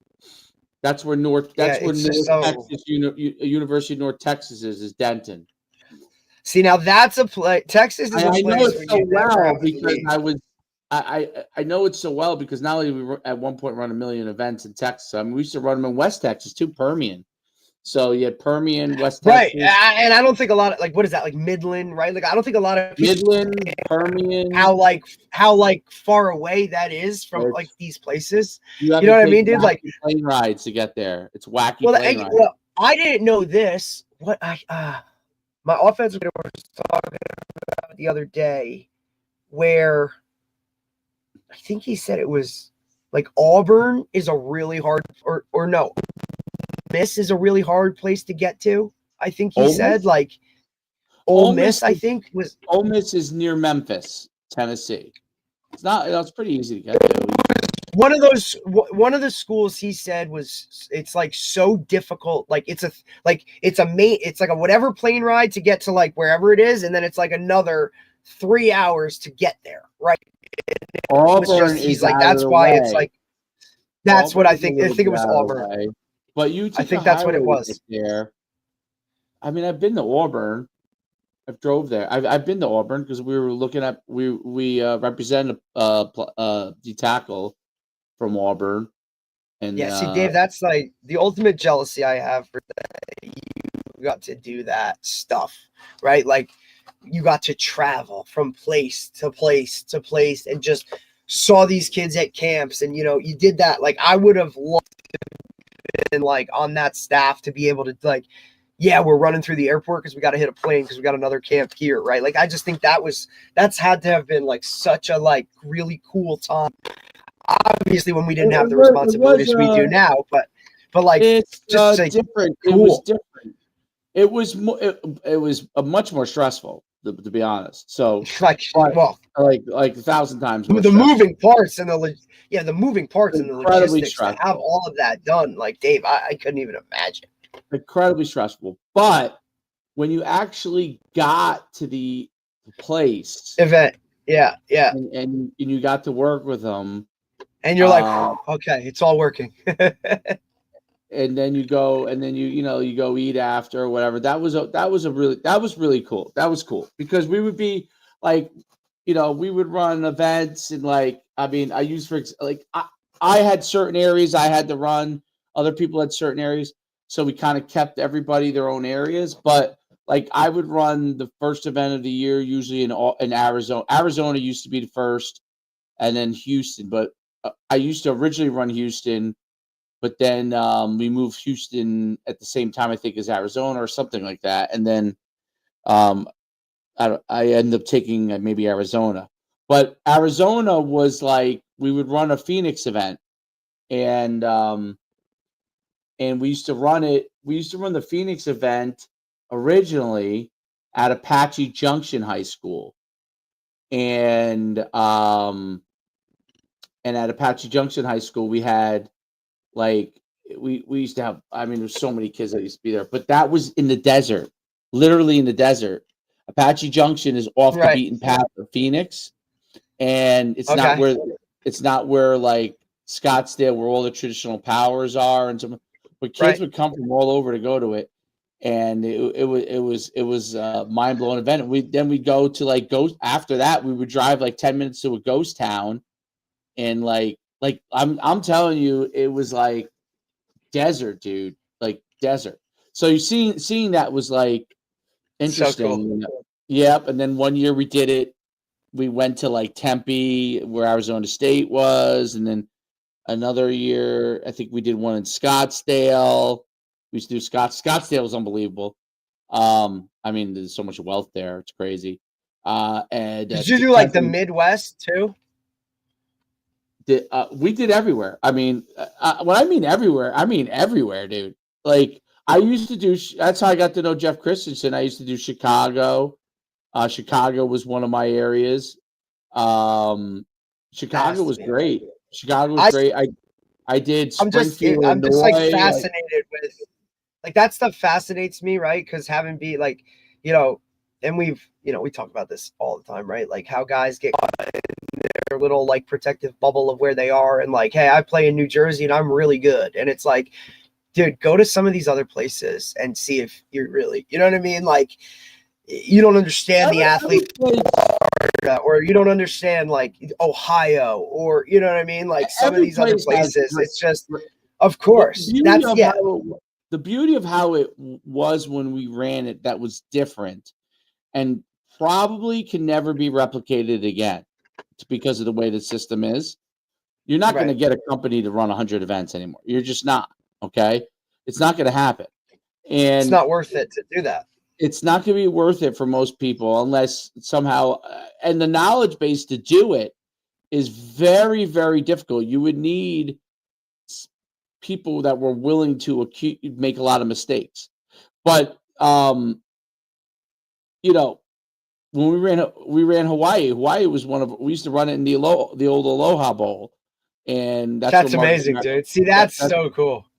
That I wasn't at those. I had a guy that ran those. Marcus Mariota was at that one, and then you know, we ran events in Alaska. I didn't go to that either, you know, like, but I would have liked to have like, we ran events in Alaska. I remember we used to book Alaska Airlines for people. It used to be pretty inexpensive, but now it's expensive. See, I mean, if I were to go through, I would say Hawaii, Alaska, Seattle, Oregon, all over Northern California, like Sacramento, San Jose, all those areas. Right. We ran Inland Empire, like Temecula, which is like East California, Fresno, which is like Middle California, Riverside. I would just pick all the cities and just put the event there. Obviously, find a high school that was like, look at the area, find out like what's the best high school, and then kind of like, hey, let's do it here, right? I mean, look, we had coach the other day, and you were like, hey, before you left, you know, I think it was Mississippi to go to Tennessee or wherever he's at now. It was like, hey, I used to run this event at your, you know, he's like, yeah, the name was. I was like, oh, I knew the name. Like, okay, I'm telling you, there's no like Mississippi. We used to run. We all of Carolina, yeah, the Boise, Idaho, Montana. We ran Montana, an event in Montana. We ran Utah, I've been to Salt Lake. We ran Salt Lake. I was at that one. One place I've actually been, right?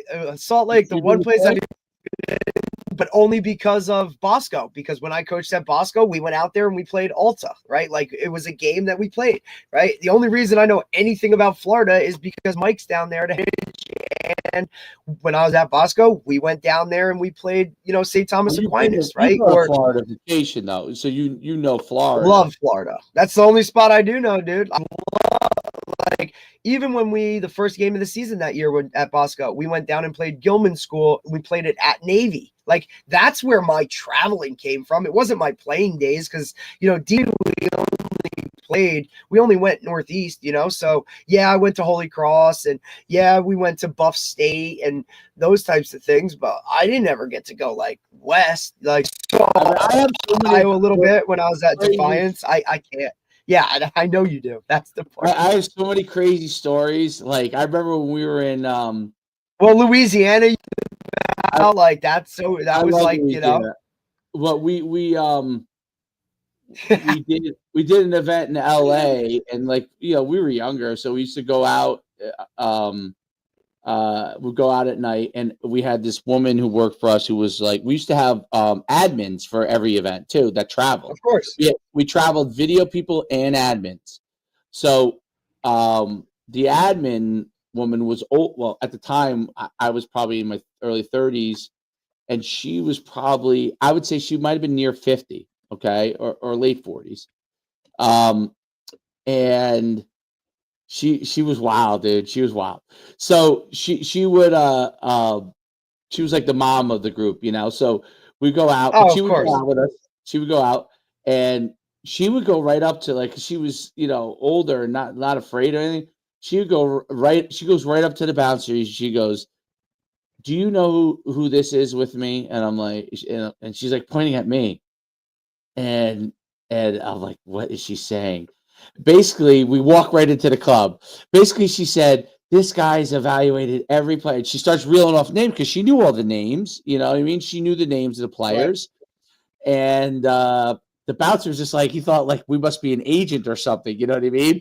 So Right. Yeah. and it's all big guys. It's all big guys, right? So we waltz right in. I'm like, what did you say? She's like, I just told her that you, and she got into this unbelievable club. It was amazing. And then my brother lived down in LA, and one year Even cool, even better. he used to work at this, like, the famous hotel, this hotel, the Roosevelt, and I think it was called the Roosevelt. And he got us rooms at a discounted rate, and all our guys stayed at this, like, basically all celebrities came through there that night. You know what I mean? And we were just like, what the fuck? It was unbelievable. Like this is we do not belong here. Like, this would happen all the time.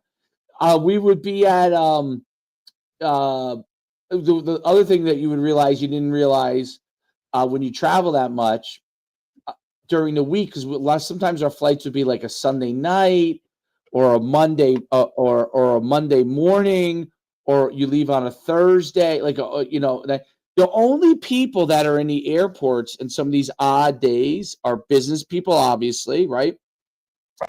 But celebrities traveling for work. Celebrities you would see, because they try and go at, like, they have to get places, and not everybody can drive jet, dude. They don't all go private. Yeah. So you'd be sitting behind this person, or I'm telling you, it happens so many times.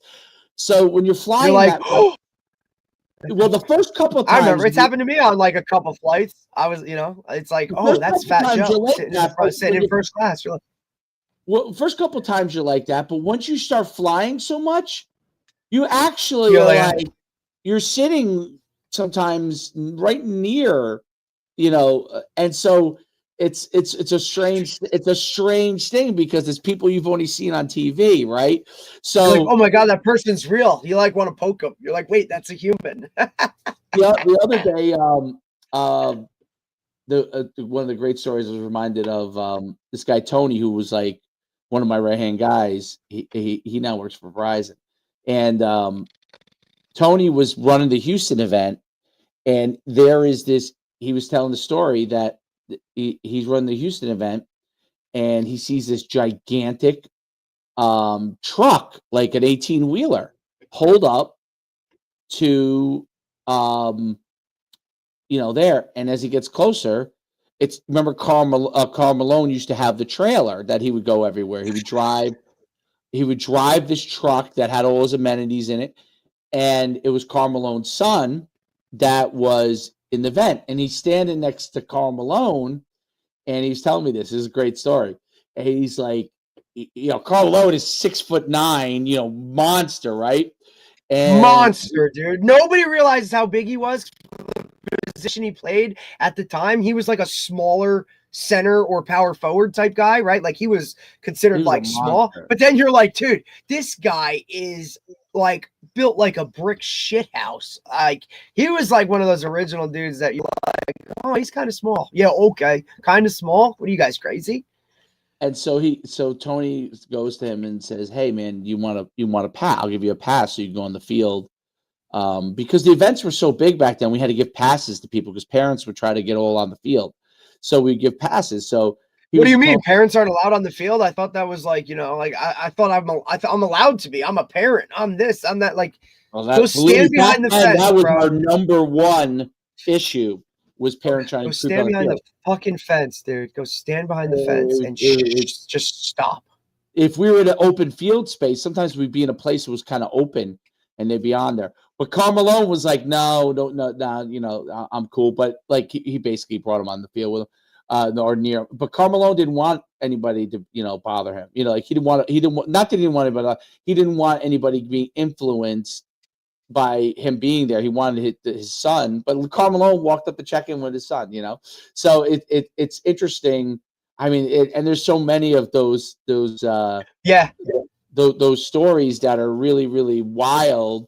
But it's over and over and over again, like different instances of like when George Teague worked our event in Dallas. And I don't know if you remember George Teague, but in the 90s, he was a guy when they beat Miami. He had the interceptions. We played for Alabama, and George Teague. It was like I felt like that when we went down to Florida to play St. Thomas Aquinas, and I look across the 50-yard line and Chris Carter is coaching the receivers. And I'm like, are you serious? And then, R.W. McCorders is coaching the corners. And I turned to, Drew, and I'm like, dude, like, did you know these guys coached here? And he's like, yeah, absolutely. I'm like, that's Chris Carter, dude. Like, you grow up watching number 80 in purple for the Vikings, like, catch these touchdowns, and you're like, that guy's right there. Like, he's a human, right? And I'm not one of those like, oh my, but you're kind of taken aback, like, wow, they exist. You know what I mean? Like, it's cool when they it's interesting when like they're just there as a parent, right? So and they're there for their kid, and right, like you don't look at them like I saw Scottie Pippen in a basketball game, like watching a game. You have a lot of those. Yeah, and look at it now, Dave. Like all those kids, those guys, like those professional guys whose kids are like playing in college, and they're just dads. You know what I mean? Like right. Yeah, like Brian Clark, Jerome Bettis, right? Plaxico's son, right? Brian Urlacher, because they're all like kind of at that Frank Gore, right? Like they're at that stage now where those kids are all scholarship guys are playing, and it's like their dad, but like, dude, your dad was one of like the best players. Like I grew up watching your dad. You know what I mean? It's different to see them in a different light because you only ever see them as, this NFL celebrity or this, person that's like a figure on TV. And you're the most interesting part about it is meeting the different people. Like you end up building relationships with some of the parents, like there's obviously a lot of really great parents, and you end up building relationships with them. One of my favorite parents of all time, like he just passed away, and it was his son played at Rutgers, and but they were from Rochester, and he was just Mr. Gauss. I used to call him Mr. Gauss all the time. I would never call him by his first name, but because I was so young at the time. But it was he was great. I mean, he would call the office. Guys would call the office. This is where this guy Tony and some of the other guys were really great. Vinny and Mike Rossi, and what they were great with was when guys would call the office. They would talk with these parents for a long time. So parents would talk and ask a lot of questions. That's when recruiting was just burgeoning on social media, right? So people were really like trying to figure out how to do all that. And, they would talk like for a long time with them, and you would get on the phone and be like, hey, so-and-so wants to talk, say hello to you real quick. I mean, it was really cool. Now, look, we have also the flip side, the negative side. You have lots of people that also would complain, that their kid wasn't an MVP. Horrible. But I don't remember those. I remember obviously all of that, but I remember more like the really cool experiences, like the cool experiences are what I remember. you know. Right, And you don't remember all the bad shit or whatever it was. Like that's the Yeah, I little remember things that like you think are like, dude, this was really an awesome thing. and there were things that were funny that would happen too. Like I would just really, you know, when you travel with people and coaches, like there's a lot of guys that got a lot of crazy things going on, and you don't know that until you travel with them. You know what I mean? So, so many crazy things would happen because they themselves were pretty crazy at the Crazy. time. Yeah, Yeah. So they themselves are crazy. They're great. Like when when they walked up at the field, they're great coaches. But a lot of times when you coach with people, you might spend time with them and you might eat with them or whatever. But you don't travel a lot of times with coaches, and you don't spend so much time that you really like see all the ins and outs of them. And right. Yeah, yeah. If that's the way you want to put it, right? Like you oh don't my see them, God. you don't see the behind the, you don't see the behind the scenes. I mean, I've seen things, walked in on things, like seen nuances where people were roommates with you, like, Oh yeah, dude.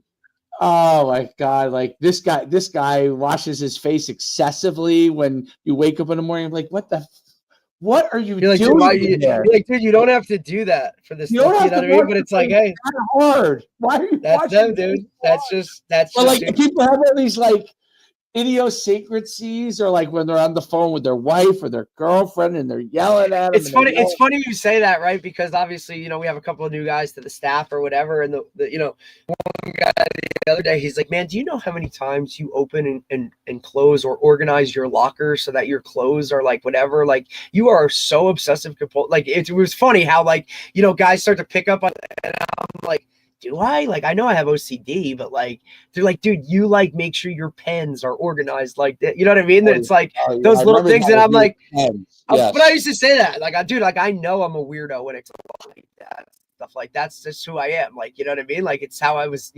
Like it's just what it is. But it is funny to see those things when you get on the road with people and all those other kind of things, because otherwise you wouldn't know them other than like, hey, how do you code? Whatever it is, and then you really get behind the scenes with them, and you're like, this guy's shot, right? Like he's really good at what he does, but like. This dude's nuts, right? Or man, we get two drinks in him, and holy shit, who is this guy? You know what I mean? Like those are the things that are fun and you remember, and you're like, damn. That's why I think like sports, right? Like obviously you miss playing the game, but you miss the locker room more than anything, because that's where some of those things like came out. You know what I'm saying? It's like, dude, you do not need to put cocoa butter all over your body because it's under 30 degrees out. Like, what are we doing in here?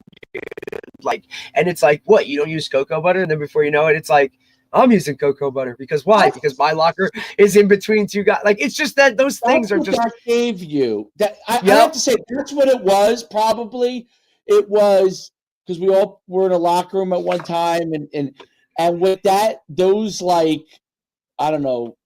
I would say the heyday, like when we were really traveling. I would say like those 8 or 9 years in a row, were really that. Like it was almost like all of a sudden you got another, and it was only like 5-6 months out of the year, but for 5-6 months you'd be back in like the locker room again every weekend for 5 months. Yep.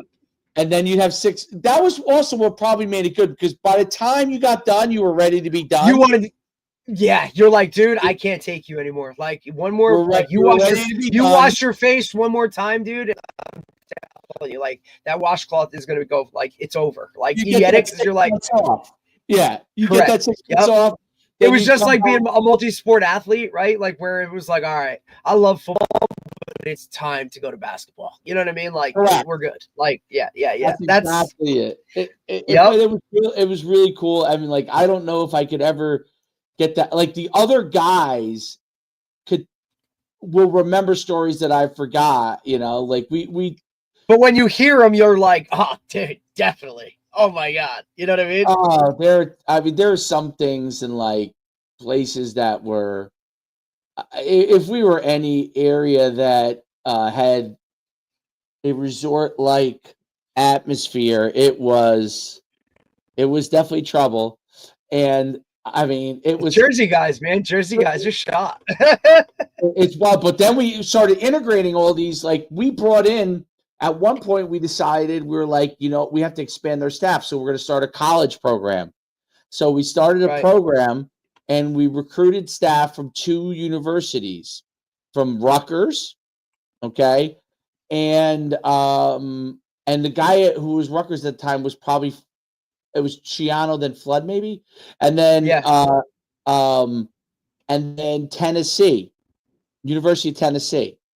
So we got a Southern contingent, and then we got we had a West Coast group of guys who were actually they weren't even football guys in college. They were actually track guys in college, but they were looking for their head track coach was a high school football coach for a long time, and like he was then the track coach at this California university, and he was like, "Hey, my guys all played football in high school. They're looking for a way to do something when they first like are going to grad school." I said, "Great." So we had those guys. So we had a California contingent, we had Rutgers and Tennessee. So we had a South, and it was really cool because those guys were so young.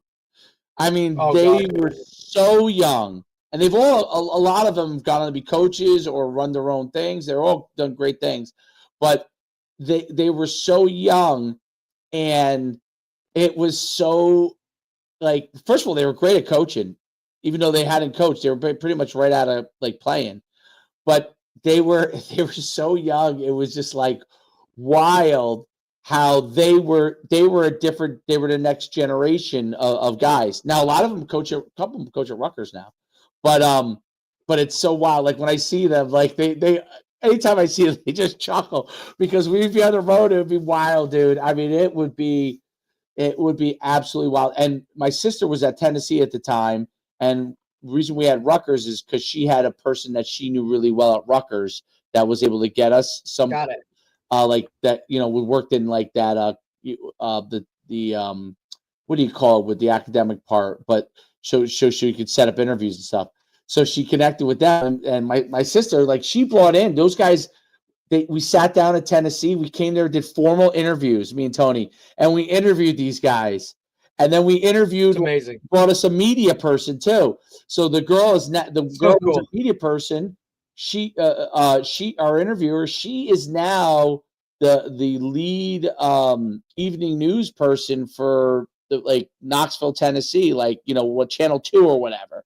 And she was like our media person. She would interview, and she was a swimmer at Tennessee, and she was great. And but we had them all over the place. It was and then we would all go out, and it would be mayhem. It would just be mayhem. Oh, of course. Mayhem. And the morning after would be even more mayhem. You're like, oh my god, where is so and so? Like, where is? Did he not come back last? Like now you're on and this is like borderline like non-cell phone era. You know what I mean? Like it wasn't as easy to get in touch with people back then, right? Everybody had a cell phone. Everybody had a cell phone, but they didn't always have it. Charging was an issue. Always charging. For some reason, was always an issue. Oh, my phone died. You're like, dude. I can't tell you, like the most dangerous place of all places to send staff, because I did it twice myself there, and then we were always running events because we had a great relationship with the high school coach. Was this place Gulf Shores, Alabama?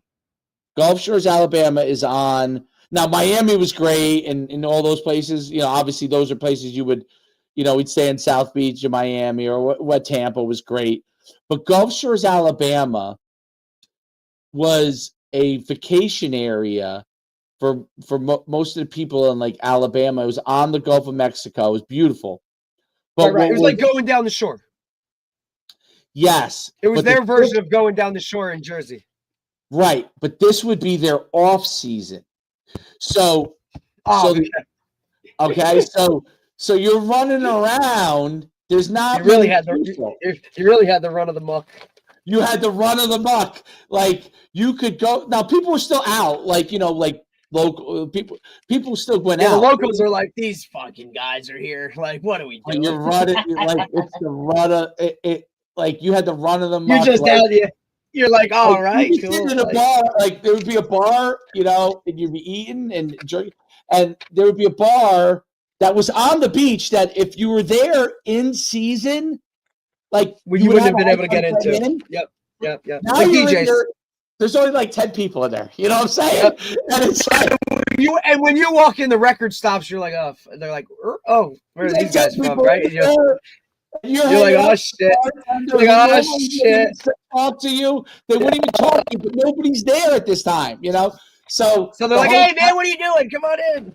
it's just, and it would just be wild. And you'd be driving around and there's nobody, not nobody, but it's a regular town, you'd be like a regular, but it's a resort town. So it has all the amenities of a resort town, but with nobody there. It was wild. You're like, and you could do whatever you wanted. But it was fun. Like, so we'd have to worry about guys showing up the next day. That would be the issue. Yeah. Like, you're like, buddy, we lost one last night. Like, we lost one. Where's so and so? And we'd be like, you're like, well, last I saw him, he was in a car. He's not in his room, and you're like, what? He's obviously at somebody's place. That Did somebody check a the local pool? person. Did anybody check the pool? Like, yeah. And then you're like, I hope he's not dead. Like, yeah. Well, then you start actually thinking like, oh shit, maybe we really did lose him. Maybe we really did lose him. But there was. I've been playing Louisiana was great. I mean, Louisiana. That if there's one place you haven't been to Louisiana, right? Never. You got to go to Texas. You got to go to Louisiana. Like, you got to go. For Texas, I would say like go to like when your season's over, go to like Texas game. You know what I mean? And then Louisiana. I mean, Louisiana, go to an event in Louisiana, not something so big like Mardi Gras where you get like. Yeah, no. You don't need anything like go to something like middle of the road type of festival a game or something, or sporting event. Something that's like everybody's going to be at. Like I want to go to one thing I haven't done in Louisiana is I've been to LSU a million times, but I've never gone to a game. Yeah, and we would know like night game, Death Valley, baby. That's the one thing I want to do. Like if there's one place of all places, I've been to games of Georgia. I've been to Notre Dame, the old stadium. Same. Right. I've been to a lot. I've been to a lot of other outside places, but I've never been to LSU's game, even though we had players from Louisiana. Awesome. It's funny. Yeah, I represented a couple players from Louisiana, but it was it's funny because their roommates their roommate was a first round pick. Like I was in there, I'm representing the guy that's a free agent. And you're representing the guy that's like hoping to get in the first round. And you're sitting there and he's talking with you, you're just laughing. I'm like, I would like the guy that's going in the first round, but yeah, that would be. But we'll take what we can get. No doubt. All right. Well, listen. Let me let you run. I'll okay. Sounds good, buddy. We'll talk. We are on tomorrow. Tomorrow, yeah. We had to just tweak the time, so it's gonna be at 12 tomorrow. We have tomorrow is Phil Beckner, who is like a personal, like one-on-one basketball coach with some NBA guys. Got it. All right, perfect. So, all right. See you all tomorrow. We'll switch up towards the end of the week. Perfect.